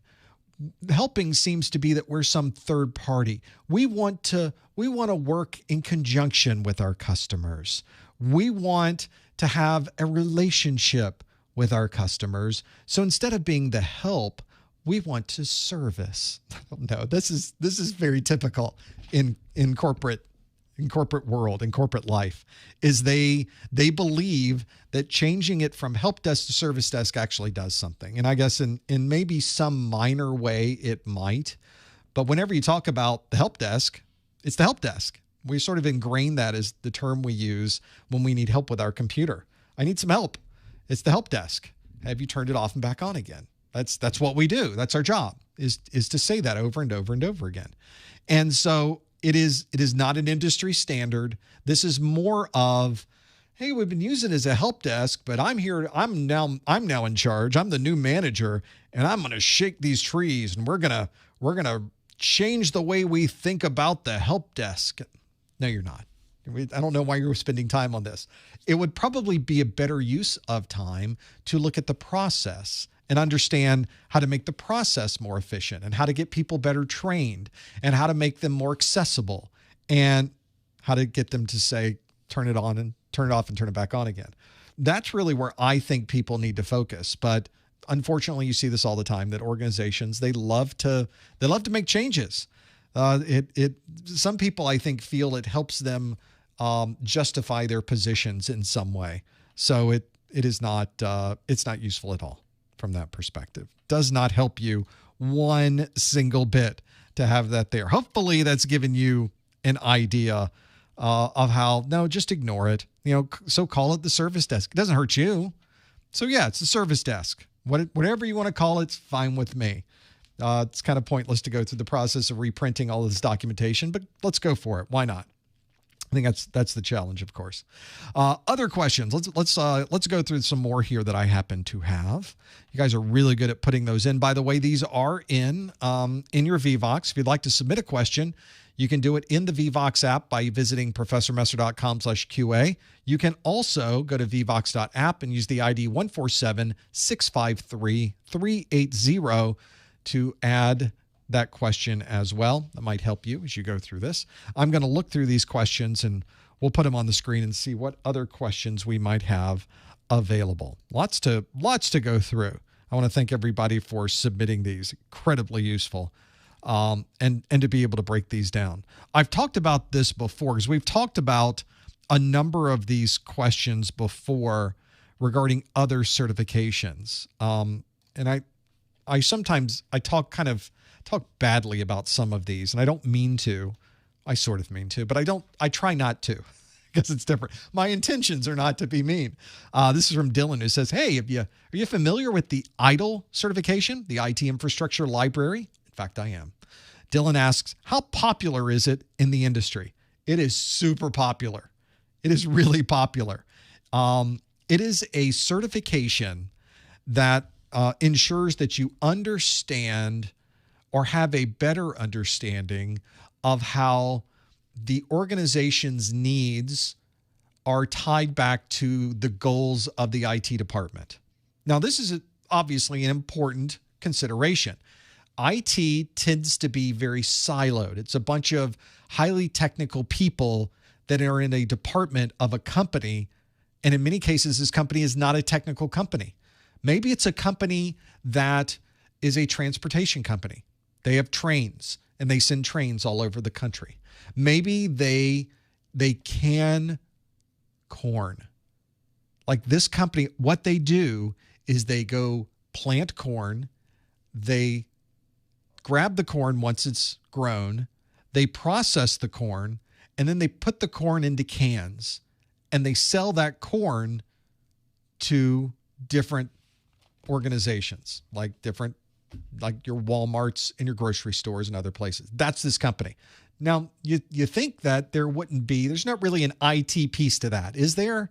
You're growing corn, actually an incredibly large IT piece. Almost every aspect of that process has some level of technology associated with it.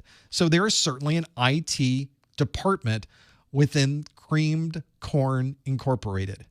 And it's important for IT people to understand, wait, there's a reason we're creating these databases. There's a reason we're building out this cloud-based infrastructure. There's a reason we need all of this storage, and that's so that we can track what we are growing, so that we know the processes, and that we're recording some of the things that have occurred during the growing phase, so that we're measuring how much we're able to get once the corn is grown, and we're able to also then put that into our manufacturing company. We're able to monitor the manufacturing process.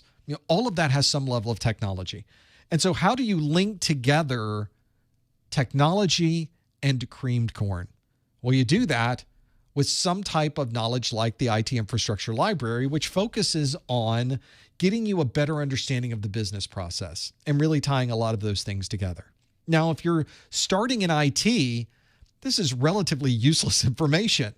You're just trying to figure out, how do I use Active Directory? How do I manage the process of resetting someone's password? What are the requirements for dealing with an outage, and who do I contact? You're at a much lower level. The IT Infrastructure Library doesn't necessarily have much to do with your day-to-day jobs. However, many companies don't feel that way. Many companies disagree with me completely and feel that everybody in IT should be ITIL certified. because then they'll really be part of the company. I think that's probably a little bit wishful thinking, a lot wishful thinking. And I think in some cases ridiculous and unnecessary, but I'm not the one running the company, they are. So they get to make their own decisions about those things. And it's a very popular industry certification for that reason, and because there's really no other certification like that, right? There's no other way to have that level of knowledge and bring all of that together in any other way. Cisco doesn't do this. Microsoft doesn't do it. CompTIA doesn't do it. There's no other certification that does it. And so ITIL sort of has a stranglehold on that particular part of the industry. And they're very particular as to who can even mention and talk about the ITIL certification and certainly teach it. I think you have to license their materials, I believe. I don't want to speak out of hand, but the certification itself doesn't interest me at all, and in many cases is relatively unnecessary for what we are doing here with A+, Network Plus, and Security Plus. I feel like those are skills that are much more useful to a much larger number of people, so I tend to focus on those certifications and getting people up to speed technically with what they need to know, rather than kind of fighting the corporate battle of what makes sense and what doesn't make sense. So yeah, it's very popular, and you probably will be asked at some point in your career about either getting or understanding more about the IT infrastructure library certification. Let's do some more questions that are coming in. Let's have a look at what we can pull. Here's a frequently asked question that has been asked, I don't know, 25 times already today. Nicholas has done a great job at summarizing it into this question that asks, please, when will you be doing the SY0-701 study group? It's the please at the beginning that got me, Nicholas. Right now, the 701 is kind of ramping up. It was only released on November the 7th. It has not even been out a month yet.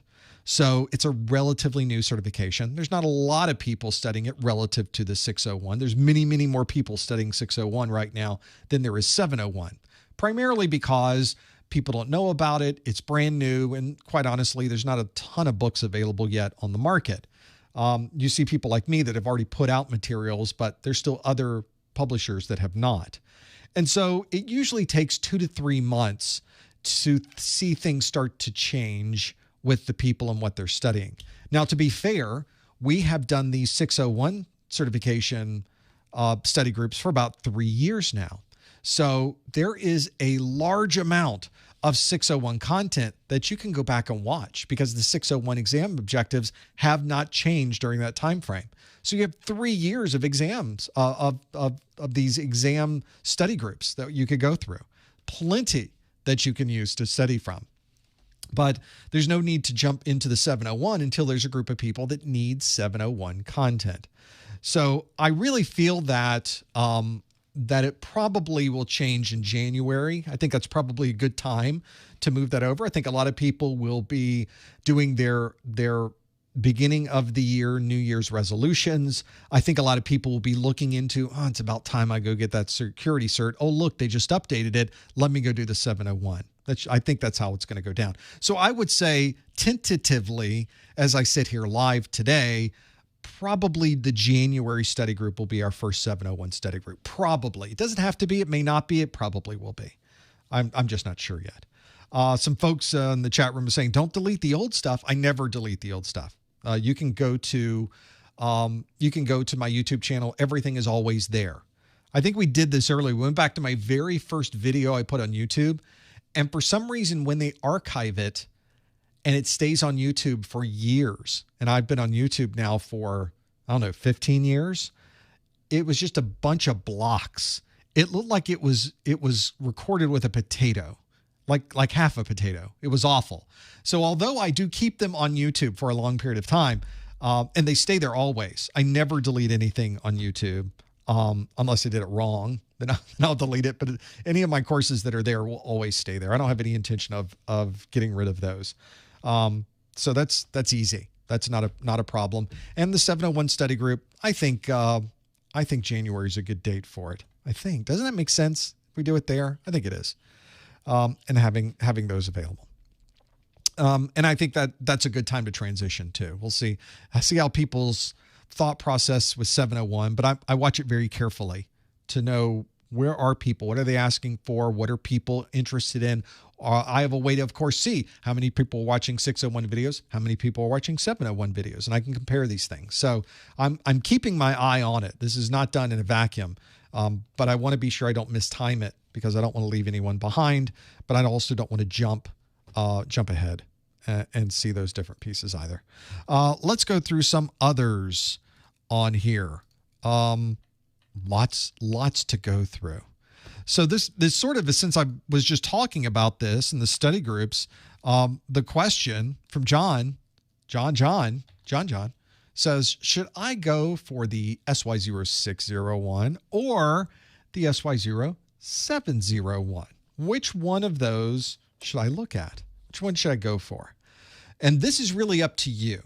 Now, these are two very different exams. Even though they are both Security Plus, they are very different in the scope and the topics themselves. Very different. The benefit of the 601, of course, is it's been around for quite a long time. It's been around for 3 years. So there is a lot of content out there. There's content on YouTube. There's my free courses. There's lots of books available. There are lots of practice exams available. And although I wish you would use my products exclusively, I recognize, of course, you want to be able to use whatever's available on the market and be able to work through those. The 601 is a known quantity, and there is a lot of study materials for it. However, there are some benefits to going to the 701. One of the biggest benefits is that it's different in size. So we're talking about this. I'm going to bring up some of the stats that I have regarding the 701 exam.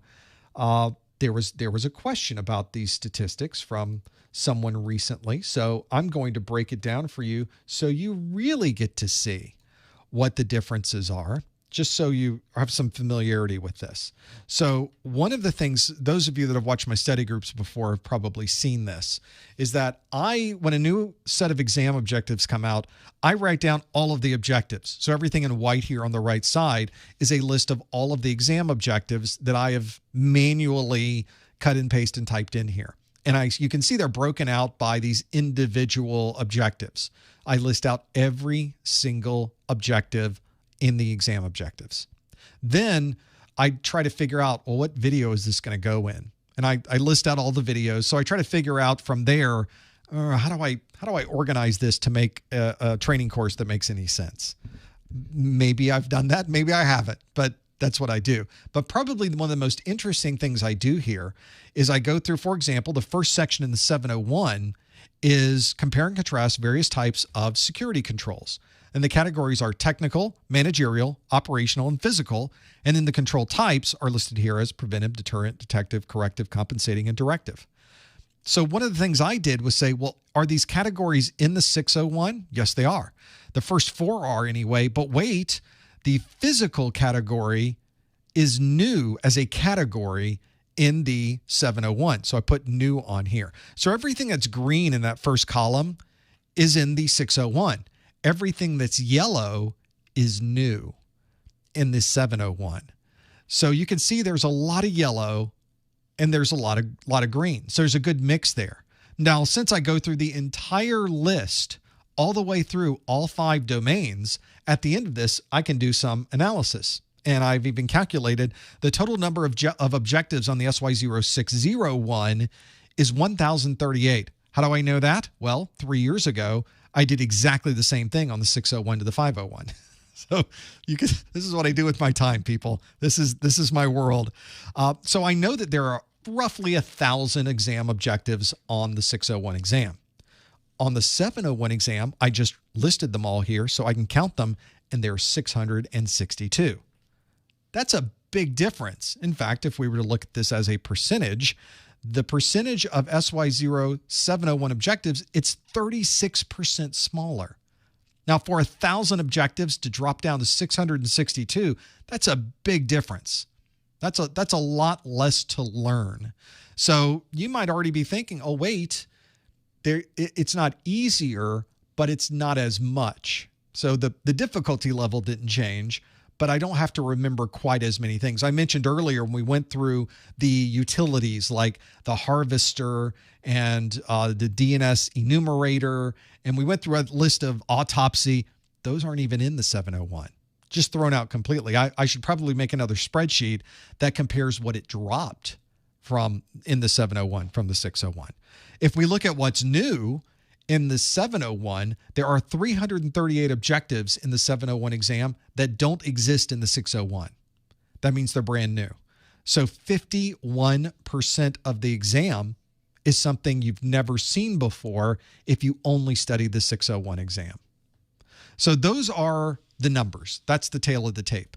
That gives you an idea of what you're able to do with different exams, how big they are, how small they are, what's new, what isn't new. And you can see they're very different exams. So I would highly recommend that you do not, or let me put it a different way. Highly recommend you only study from materials that match the version of the exam you're planning to take. That's the takeaway I gave you at the very beginning of this. So make sure you know the differences between those two. It may be a big difference for you. It might not, but you need to be able to make that decision. Both the 601 and the 701 exam objectives are available for you to download. They're absolutely free, and you can compare them and create your own spreadsheet if you'd like to. Very easy to do. I think that would be a good way to kind of focus on this. So you get to decide, should you go for the 601 or 701? That's up to you. You know, if I was sitting down right now and needing to make this decision myself, given that there's not a lot of 701 books out there, but there are some. You know, CompTIA released all of their 701 materials on day one. So the 701 book from CompTIA is available. Yeah, maybe that's all you need. My 701 course is nearly done on YouTube. We're finishing up and getting everything posted. It'll be up in a week or so, and we'll be done with that. So that entire course is available. You've got course notes available. Soon there will be practice exams from me and from others, I'm sure, as well. So you've got some materials you can pull from today for 701. And if you want to be sort of on the edge of that would probably be a good one to choose. There's less to memorize. A lot of things were dropped from the 601. It's a little more focused. So maybe that makes more sense. Or maybe you're someone who likes to really have a lot more materials available. And if that's the case, 601 makes a much better choice for you. 601, of course, has a time frame associated with it. You may be looking just at the calendar. Maybe it doesn't matter what's been published or not, and you're looking at it and thinking, I am never going to make a July 31st date for Security Plus because I have all these other things going on in my life right now. If that's the case, your decision was already made for you. The 701's the better one to choose. So sometimes it's not about what technically is available. It's more of just your calendar. Sometimes that's what happens. So absolutely have a look at all those things. Both are great certifications. Both are applicable to today's security.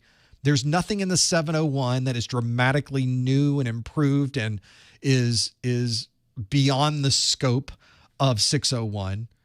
It's not like that. You know, the idea of IT security does not change dramatically in a 3-year time period. But I can see that CompTIA is really working to scale. The 601 was a big exam, so I can see they're trying to scale things down a little bit and make it a little more manageable. Great, fantastic, appreciate that. But there's a time frame to roll these things out, so make sure you pick the one that makes sense for you. So hopefully that gives you some perspective. I think that's an important thing to consider. And if you're planning, if you're just starting the process, that's absolutely what you should be looking at, is those differences and making your own decisions about it. Okay, let's have a look at some other questions that you might have. Another question, and this is a pretty good one. Robert asks, hey, are there any choose all that apply questions on the exam? You've seen these, right? Where it says, in this list, choose everything that is a secure protocol. And they list out 10 protocols, and you have to click, maybe it's a checkbox. And you have to click the checkbox of everything that's a secure protocol. You know, that's a pretty common thing to have. That's a pretty useful and common way to have these questions asked on the exam. I think that's a great way to do it. So You will get questions that say choose all that apply. Usually it's not all that apply on the exam. And I like CompTIA for this. They tell you how many of them you should be choosing. So in a question like I just gave you, here's a list of 10 protocols. Choose 3 of this list that are, or choose all of these secure protocols from this list. And then it might have in parentheses, select 3 or select 4. Like it tells you how many of them you should be selecting, which I think is nice. I don't know if they always do that, but they tend to always, the ones that I've seen tend to do that. I don't know if they always, but they tend to always. It doesn't work that way. They tend to do that. The ones that I've seen do that. And then if you look at my course notes book or my practice exams book has mostly multiple choice based questions because it is multiple choice based questions where you select one for most of the exam. It also has performance based questions, but there are questions in here where you have to choose more than one answer. And I put in the list, choose 2 or choose 3. So you'll know how many to choose from when you're answering that, because that's what the exam does. And I want you to have the same experience going through my practice exams as you would have on an actual physical exam. So that's, there will certainly be choose all that apply on the exam. The only thing that is not on this Security Plus exam, A Plus, Network Plus, or Security Plus, and a number of other CompTIA exams, is they don't tend to do fill in the blank for, I guess, a number of reasons. Mostly probably grading, but that is one that they generally do not have on their exam. Everything else is pretty much there. They could do matching. They could have you put things in a particular order. They could have drag and drop questions. They could put you at a command prompt and ask you to perform a function. There could be choose more than one, choose one. They could ask any question in any way that they would like. And those are the ones they tend to do. And choose all that apply certainly would be one that would be all that apply. I think that's a really good one to kind of step through and understand. Yeah, you could be asked that on the exam. Other questions. Let's keep going through this list and other ones that are there. So let's, we talked about a watering hole earlier, and I think this is we can kind of talk about differences in this. Could you explain the differences between a watering hole attack and a cross-site scripting attack? Well, this is sort of where it's not really comparison because these are two different things. The scope on these is very different. A watering hole attack describes a process that is used to gain access to a third-party piece of information. A watering hole attack, instead of attacking a company directly, we attack the coffee company that company visits. And that is our watering hole attack. Now, how we attack the coffee company could be a number of different things. Maybe the application that is on the coffee company's website has a cross-site scripting vulnerability. Maybe they are using a root password of password.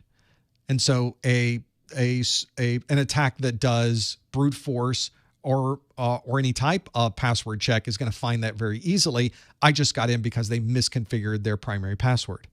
Maybe they have a wireless access point that they use on the back end and the back office of the coffee company that's running WPA2 and insecure protocol.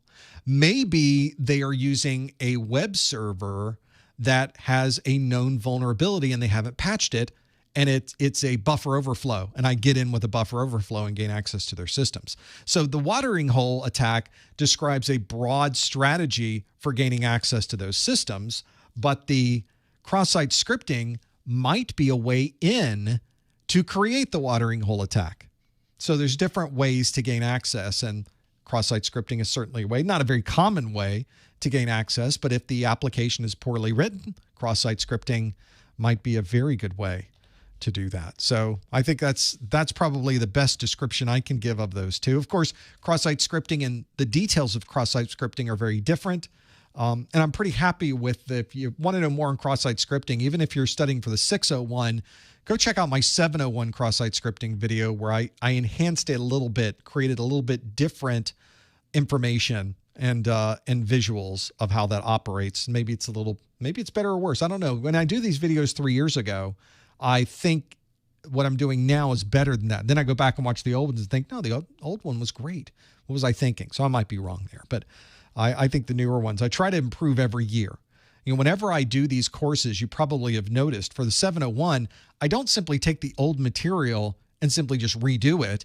I go through every single piece of information, and sometimes I look at it and think, I could explain this even better. I should add a graphic. I should add more details. I should add an explanation. I should add a real-world example. And so we add more things in there depending on what it is. So you might want to look at the new one as well, just to be able to understand more about cross-site scripting and what's there.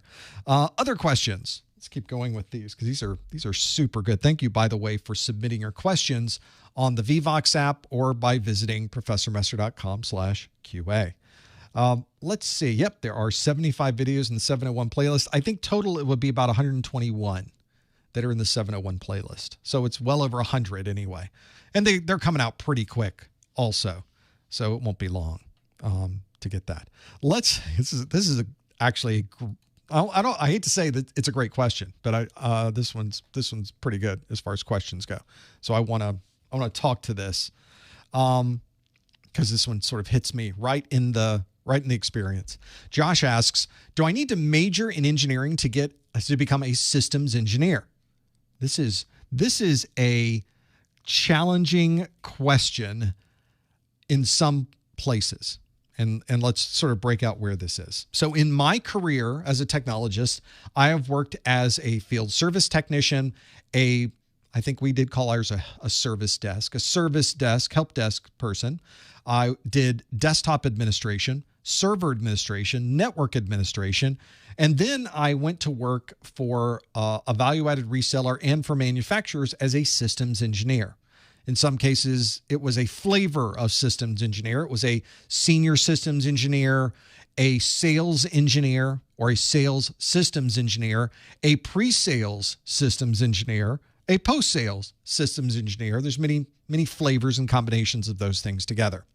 So let's first start with the question of, do I need to major in engineering to get a job as a systems engineer? And the answer is absolutely not. As it turns out, in the world of IT, a systems engineer has nothing to do with someone who went to engineering school.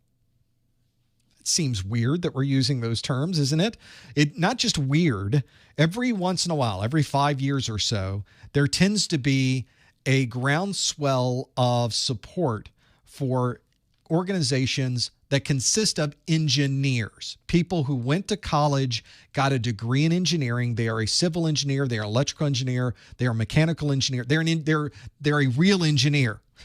That's what they say. We're the real engineers.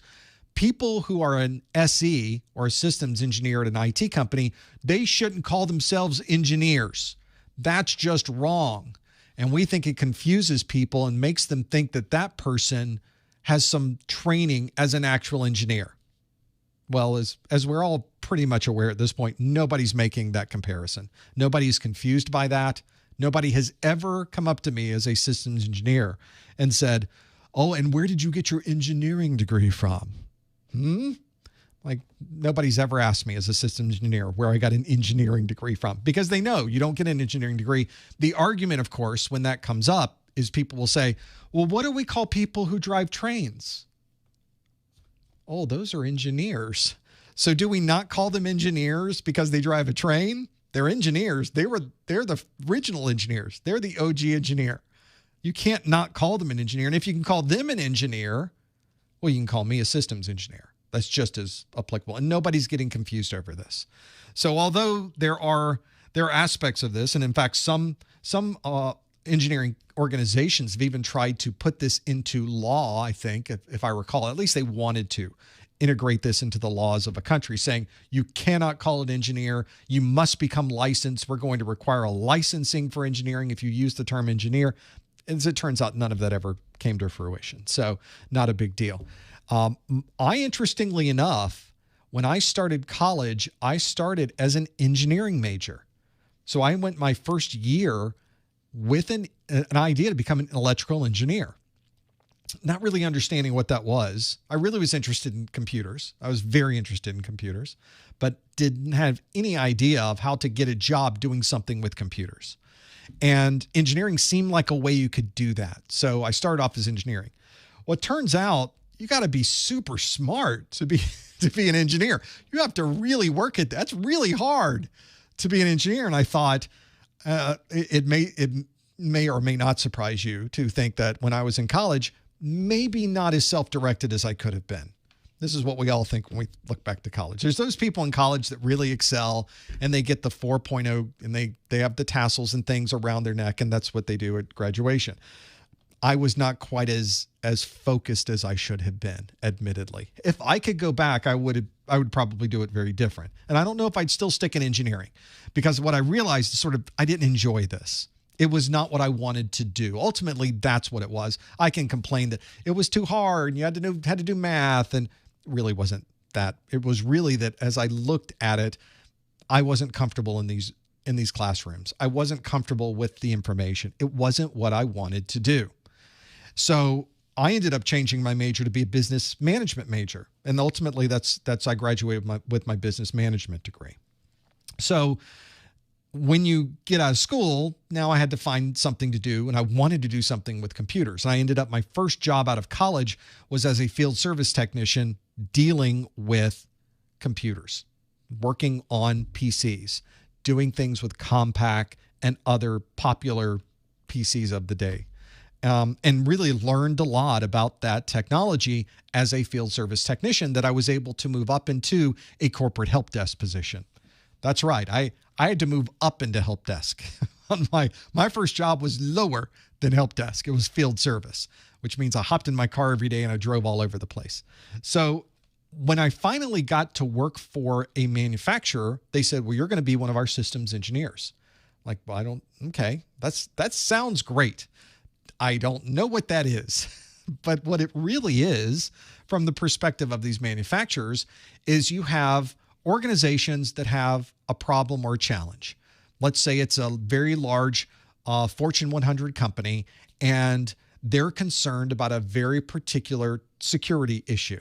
And they want to be sure that they can monitor and block that security issue at the edge of their network. And they would like to purchase a firewall that allows them to do that. Well, my job was to say, tell me more about what you're trying to block, and then to determine, does my technology block that? And how would you implement it into this very complex network to be able to block that particular security concern?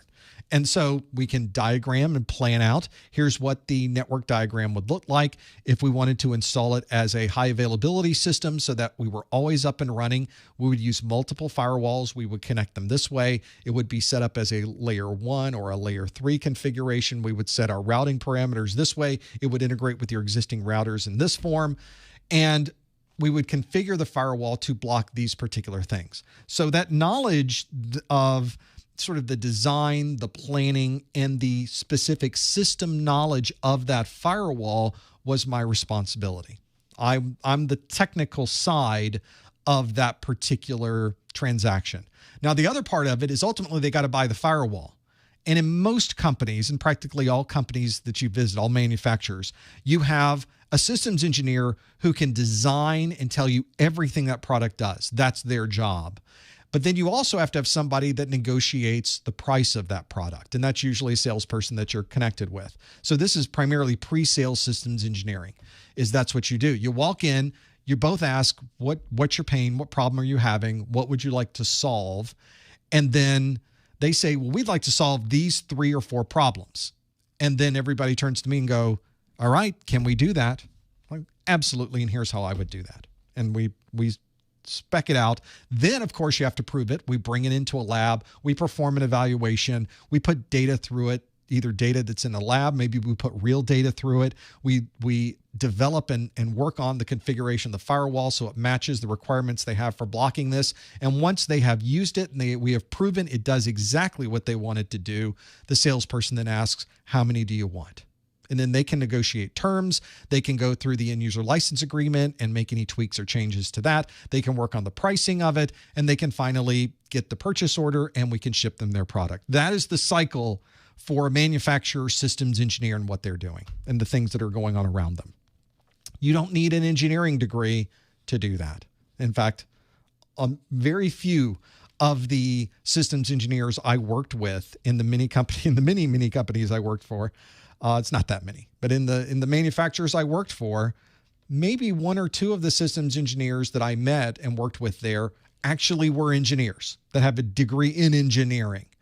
Obviously aren't using it because they're working as a systems engineer. I guess to some degree they're using some of it, but most of it is not being used for that. But really wasn't using my business management degree to be a systems engineer either.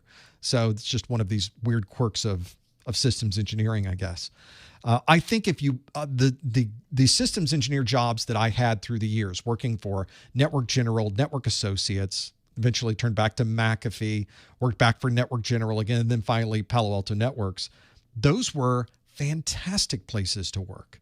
Those were great companies with great people, with smart systems engineers. I was constantly learning from the people and the processes around me. And that's the best situation to be in. If you're trying to have a job where you know everything, you're in the wrong job. You need a position in IT that is always teaching you something. And there's always something to learn, quite honestly. So systems engineering does not require a major in engineering. In fact, it has nothing really to do with engineering, at least the core of civil, electrical, mechanical engineering. Otherwise, systems engineering is really someone who's a technical person who has a very focused niche on a particular product or series of products.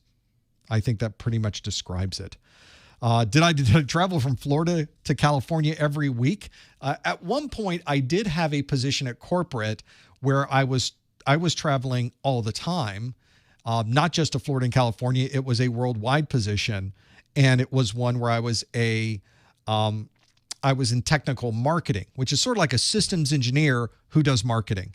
But my focus was on giving presentations. So I would go from trade show to trade show to trade show to presentation to company to large organization and give presentations on our technology, our direction, in some cases, what's coming in the future. A lot of NDA, non-disclosure agreements signed for presentations like that. And in some cases would travel back and forth to California. But it was usually California was one of the stops as we go around. Some of these systems engineering jobs require a lot of travel. Mine did. Some systems engineering positions, in fact, there were people that had exactly the same job I had.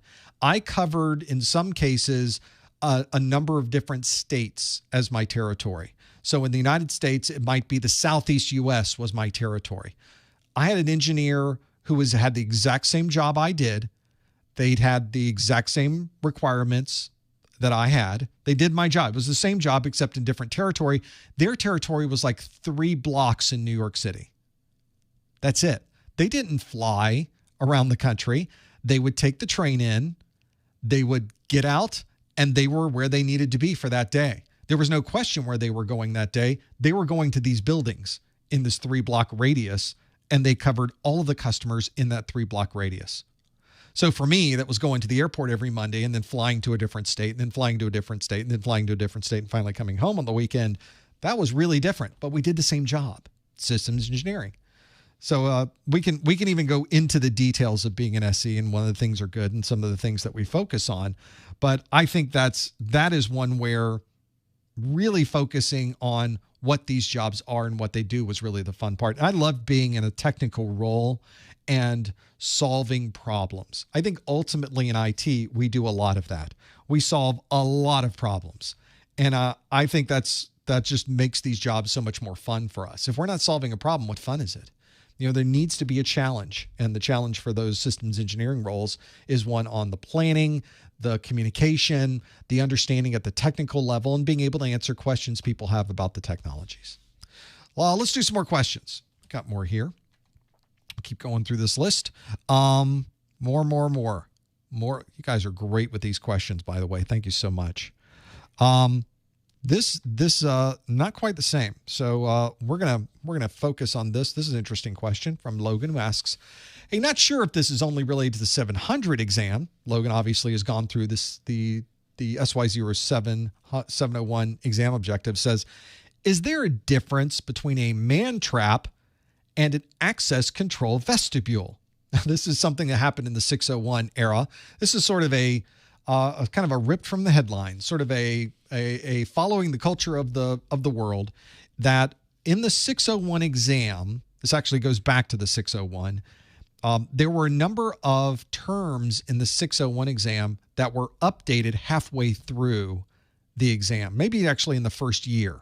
So really 3 years ago. And it was certain terms that were changed and modified and in some cases removed from the exam objectives. For example, you will notice that in the original 601 exam objectives, there was something called a mantrap. But in the most recent 601 objectives, it has been changed to an access control vestibule. Well, that's because it has man in the name. And CompTIA felt this would be better if we could use terms that were a bit more inclusive and that did not focus on or even have a reference at all to something that was not more generic. And so they tried to genericize a lot of the terms. And they did. They did a good job with those. So a lot of those terms are things like, you'll notice that blacklisting and whitelisting were terms that we used to use when setting controls within a firewall or a content filter. And we no longer use those.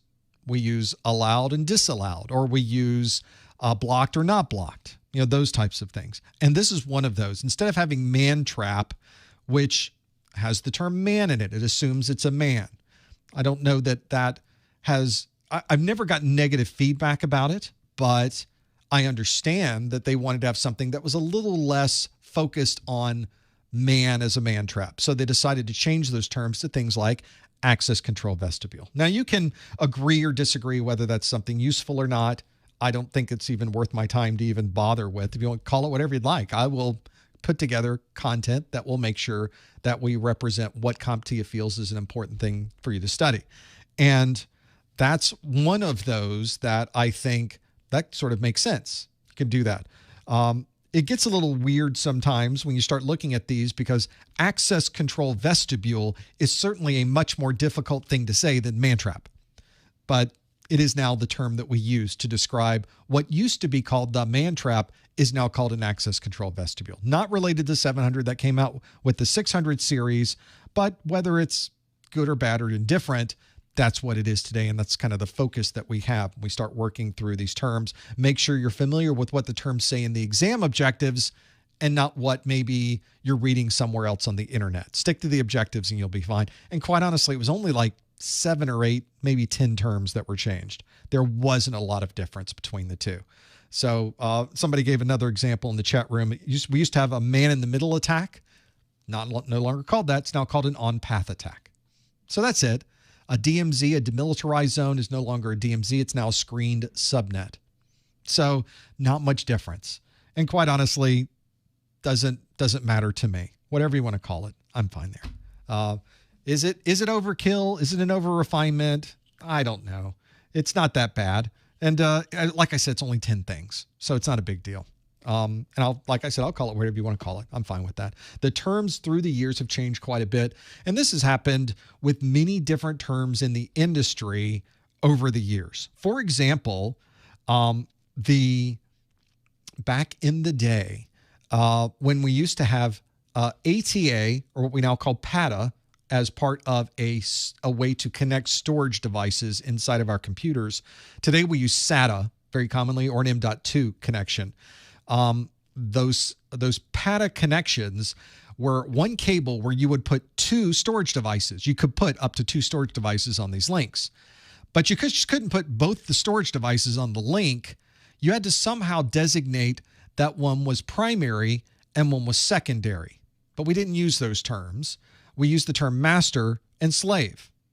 It didn't describe any type of interpersonal relationship the drives had with each other. It didn't describe the socioeconomic status of the drives.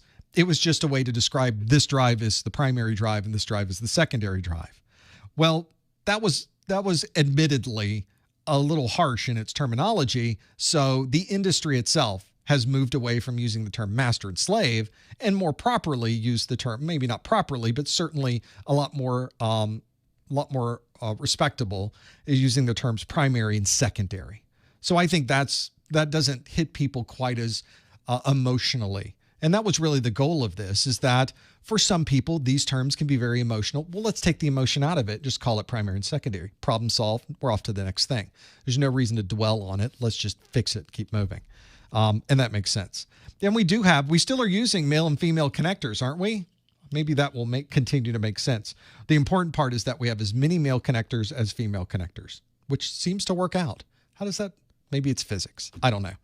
Somebody will explain male and female to me eventually. I still haven't figured it out. Next on our list, other questions that we can go through. Let's see other ones. I think there's lots here. There is this is a pretty good question. So here's the next one on our list that describes the different ones that are there. In the exam room, I know you can bring earplugs. Not necessarily true. We'll talk about that. Are there other restrictions? Like, can I wear a baseball cap if the overhead lights are too bright? This would obviously be someone in the United States asking about a baseball cap. And so what's interesting about this is that anything you bring into the exam room has to be approved by the people running the exam. Now, there might be documented instances on the Pearson VUE website that describes what you can or cannot bring into an exam room, but ultimately it's the exam center that can stop or allow something in the room, whether it's correct or not. And so I have had instances or reports to me that say, I brought in earplugs and they wouldn't let me take them in the room. They just wouldn't allow it. And what's up with that? And it's really up to the terms that Pearson VUE has set. The problem is once you show up for your exam, you can't really fight about it. What are you supposed to do? Well, let's call Pearson right now. That's not going to work. There's no one to call. Nobody's going to help you. It's not really going to make that happen. All of those. So it's not really a big deal. So most of the time in a testing center, though, will already have earplugs and they can just give you some. And so it's not a big deal. And in most cases, they'll let you bring your own earplugs in. And there's not a restriction. They have to look at them. You have to just set of phone plugs. There's no electronics here. You're not listening into someone out in the parking lot. Nope, you can bring those in. And I would imagine a baseball cap very similar. They probably do like they do at the airport. Take off the cap, look inside of it, pull the brim out. Is there anything in there? Nope. Okay, you can wear it. I think that's pretty reasonable. But it's ultimately their decision. You don't have any control over that. So it might be worthwhile sending them a note and saying, hey, is this allowed? Or calling them and say, is that allowed? I want to bring this. And they'll tell you right over the phone, oh, sure, that's fine. Or no, it's not. You'll have that there. I think that's an important consideration, especially if you're planning to take an exam, that you need to be comfortable. You need to be sure that you're in a good place, that you can block out all those noises. You can get rid of the bright lights. Those hi-hats are just awful. The fluorescents are awful. I'm with you. Wear a cap. So much better to have that happen. So folks in the chat room are saying, can you give us a list of all the terms that were changed? This was 3 years ago. It's not even a concern now. If you've been studying your Security Plus 3 years ago, and you could, then it's probably might be a concern of yours. But I don't think many people who are studying the Security Plus now have exam objectives that go back 3 years. I think you're using the latest one. So it's not even an issue. And it's so few terms, it's not even a big deal. So don't worry about it. Yeah, you'll recognize them if you see them, but it's you'll probably never run into them. It's not even a concern or something you should even bother with. It's not that big of a deal. Don't even worry about it. Next on our list, okay, we've answered some of these. We have some duplicates in here, so I'm moving them out and working through others there. Other ones, these are pretty good. Let's go through this one. This is kind of a long answer I have set up, but I think it's a pretty good one. Anonymous writes, I am a computer science graduate. On the 10th of December, I'm going to sit my Security Plus exam. Wish me luck, all the luck in the world. After that, I'm planning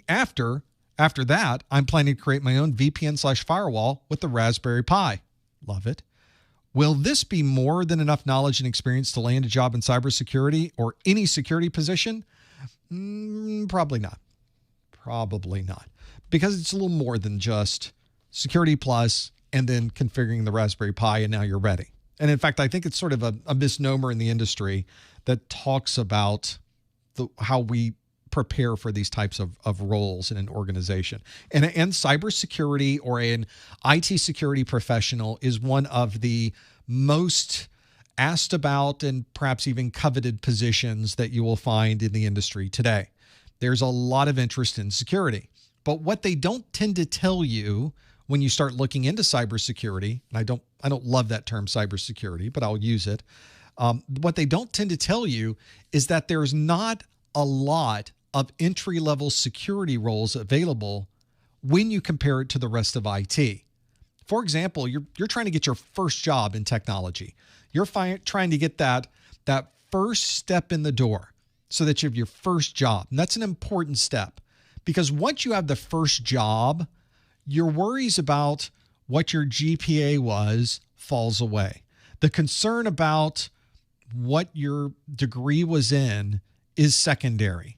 You have practical experience. You're already in the industry. You've already been working an IT job. So it becomes really useful to get that first position. The problem is that from someone wanting to get into security, there are very few security jobs compared to the rest of entry-level jobs in IT. And so if you're really only focused on trying to find an entry-level security job, you may be missing opportunities that are right there in front of you, ready to be had, that may have nothing to do with security. So let's look at an example. And this works kind of both ways. And I've had people email me and tell me just how wrong I am about this. And then I ask for statistics and everything kind of falls apart. Because let me be clear, there are entry-level security jobs out there. They exist. They are real things. They are, in my opinion, and from what I've seen in posted jobs that are out there, most of them are in very large areas, in very large cities. So it's usually an organization that has a SOC, that is a Security Operations Center. Now, a company that large probably also has a NOC, a Network Operations Center. They might also have an Operations Center. They could have all three of those. But this is not unusual for companies that have 100,000 employees and they have customers all over the country or the world. And there are many companies like this. They will have these groups of people that focus on networking, that focus on security, that focus on generic help desk, and they have entry-level positions for all of those. Those jobs exist. So please understand that I'm not saying there's no jobs out there. I'm saying relative to the rest of IT, there are very few entry-level security jobs available, and you may be cutting out a huge group of jobs that could really get you started in the industry that would lead you into security had you only taken that position. And that's one of the benefits of IT, I think, is that you're never doing the same thing for the entirety of your career. IT changes too much. Even if you wanted to do the same thing, you probably couldn't. There's no way you could look at jobs I was doing 10 years ago, and those jobs probably don't exist in the same way anymore. You have to have a different set of knowledge. It's a different set of technologies. We have new operating systems. We have the cloud. We have Internet of Things. We have much more orchestration, much more automation that we're doing. So the jobs are very different. But I will tell you that I think people will limit themselves sometimes. They just come in, they want a security plus, and they want a job in security. And I'll say, well, what about starting a help desk? What about getting an entry-level position over here, which is not a security position, but as soon as you get in the door, now you can start learning. First, you're learning the company that you work in. You're learning the applications they use and the processes they have. You're learning about the people within the organization. And then you find out that you really like what they're doing over there in server administration. You think, I'd like that job. So you go talk to the server administration guys and say, you guys got any openings? What are you doing these days? If I wanted a job in your department, what do I need to learn? And just being able to reach out to those folks and say, I like what you're doing. I'm willing to learn it. Where should I start? Everybody I've ever spoken with in those particular roles has said, well, come over here. I'll show you. sit down. So you need to know this, you need to know this, you need to know this. We're doing a server install this weekend. You should come in. Well, you can just stand back and watch what we're doing.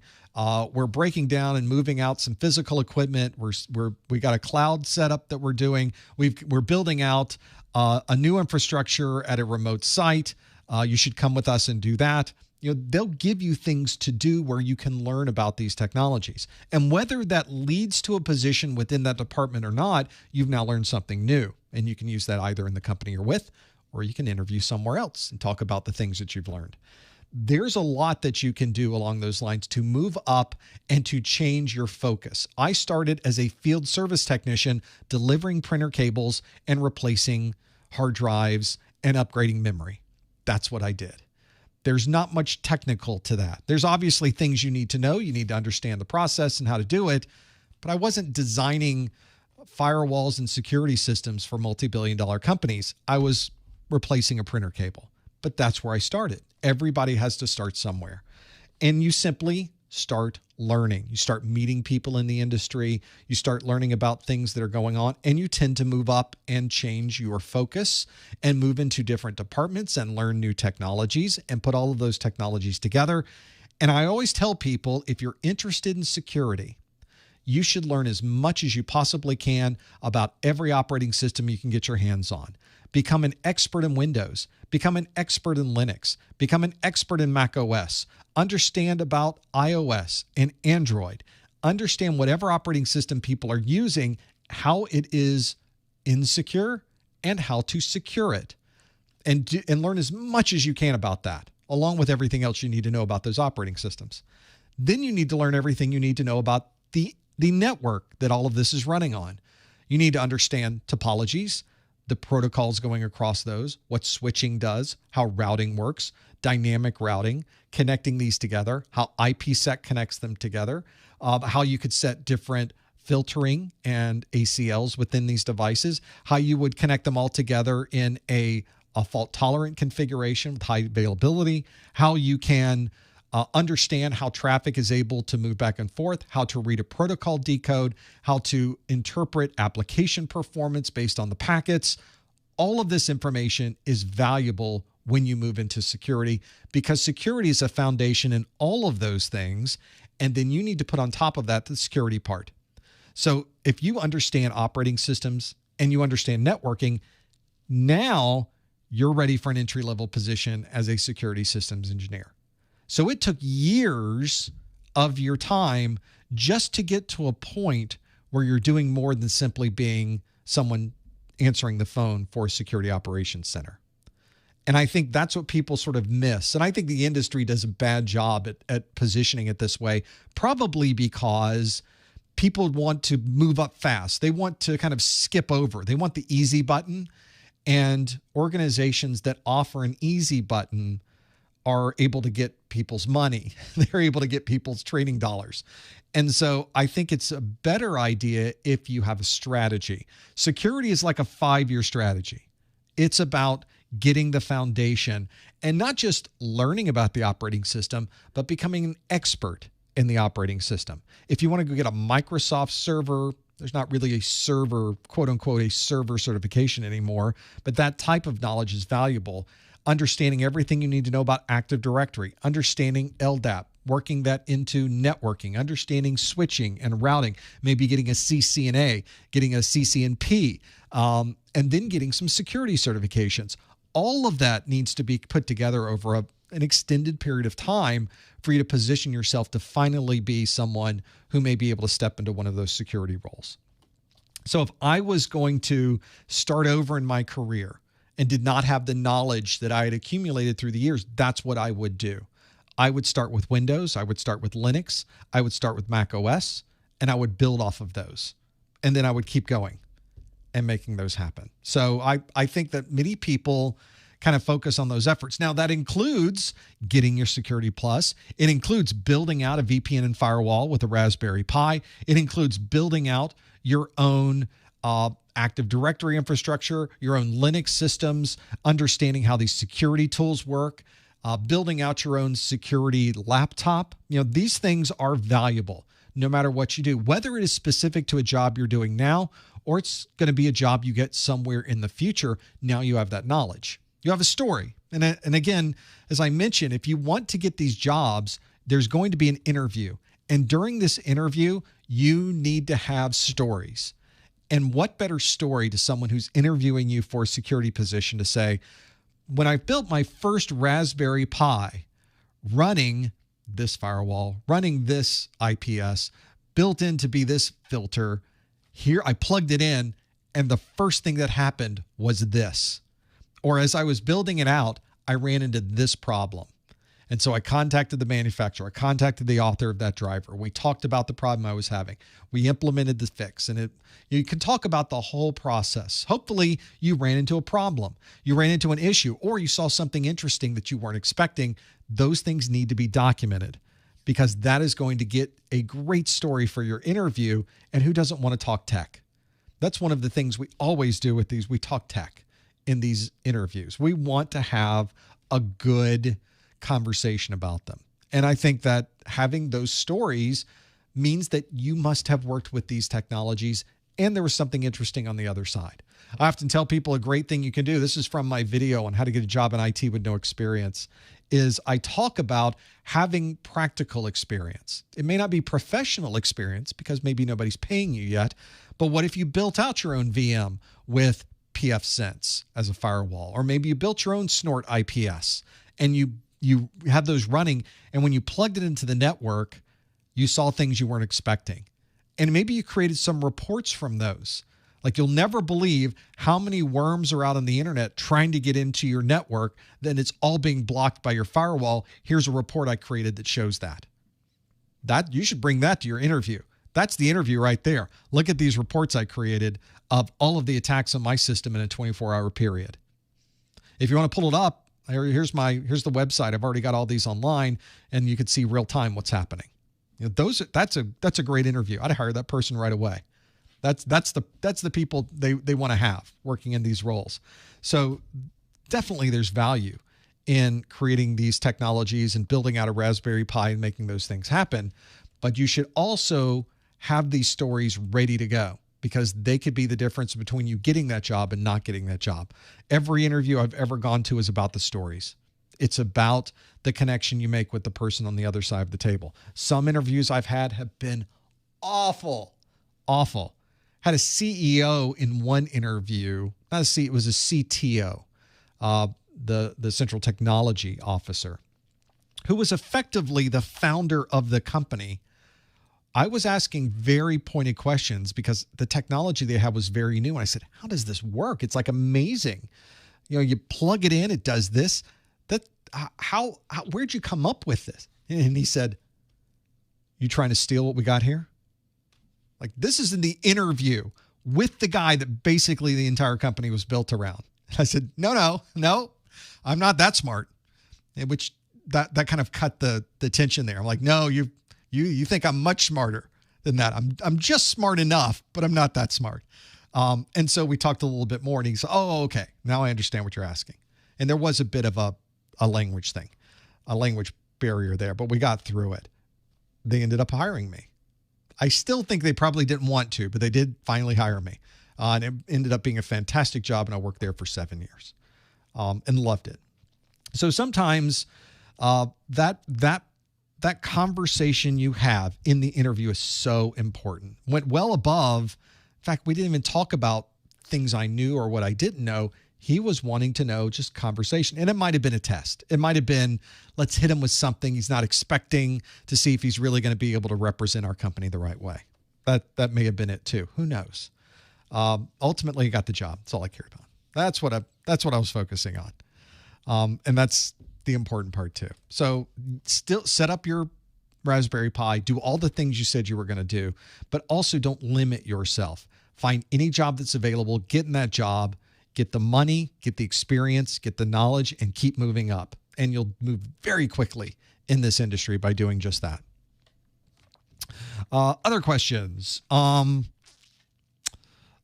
things we have. How are we on time? Oh, I'm way over. I'm super over on time. We're going to do another question, though. One more. I'm going to get Mrs. Professor Messer's not going to be happy with me. We're going on too long.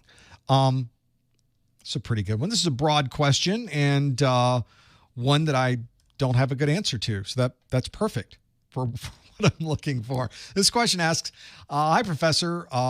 This is from Prasanna, who asks, hi, Professor, would you be doing training videos for specific areas like cryptography, pen testing, computer forensics in the future?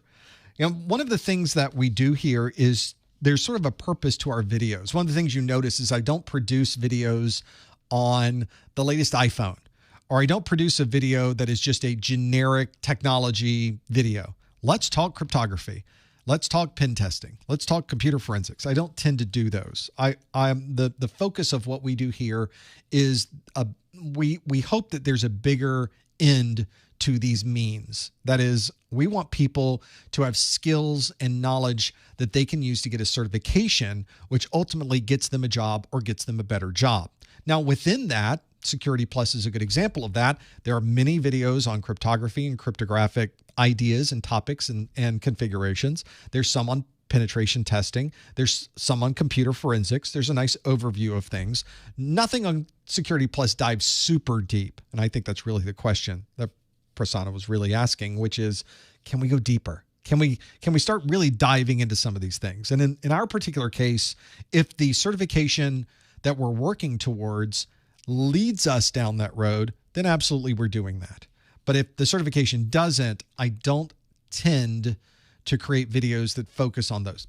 After all, there are plenty of very well-spoken and well-produced videos on YouTube that talk about cryptography and pen testing and computer forensics. And those channels kind of focus on those broad topics and lead you down that knowledge road without there being necessarily a certification at the end of it.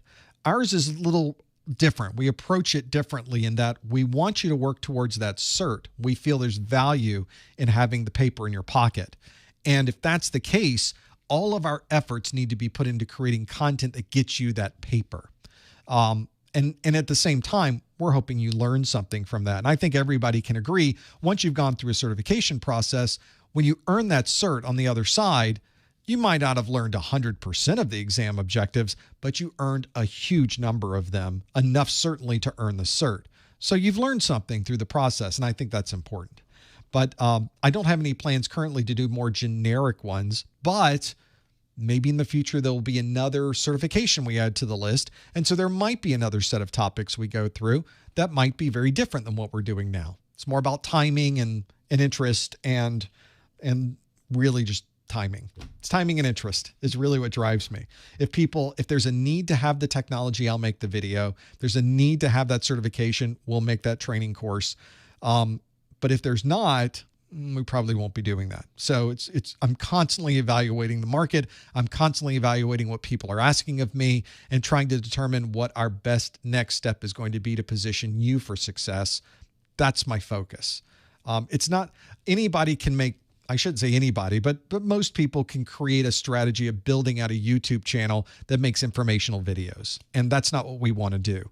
We think there's a bigger benefit from making these videos, and it really needs to be around your career and your family and your financial future. And that's the focus. That's our direction when we build these out. It's more than just, let's talk about hashing. It's more about, let's talk about hashing so that you can get this certification, so you can get that next job, so that you can now do this next thing. And I think that's that's the approach I want to take anyway. I won't say it's better approach, but it's the approach we want to focus on.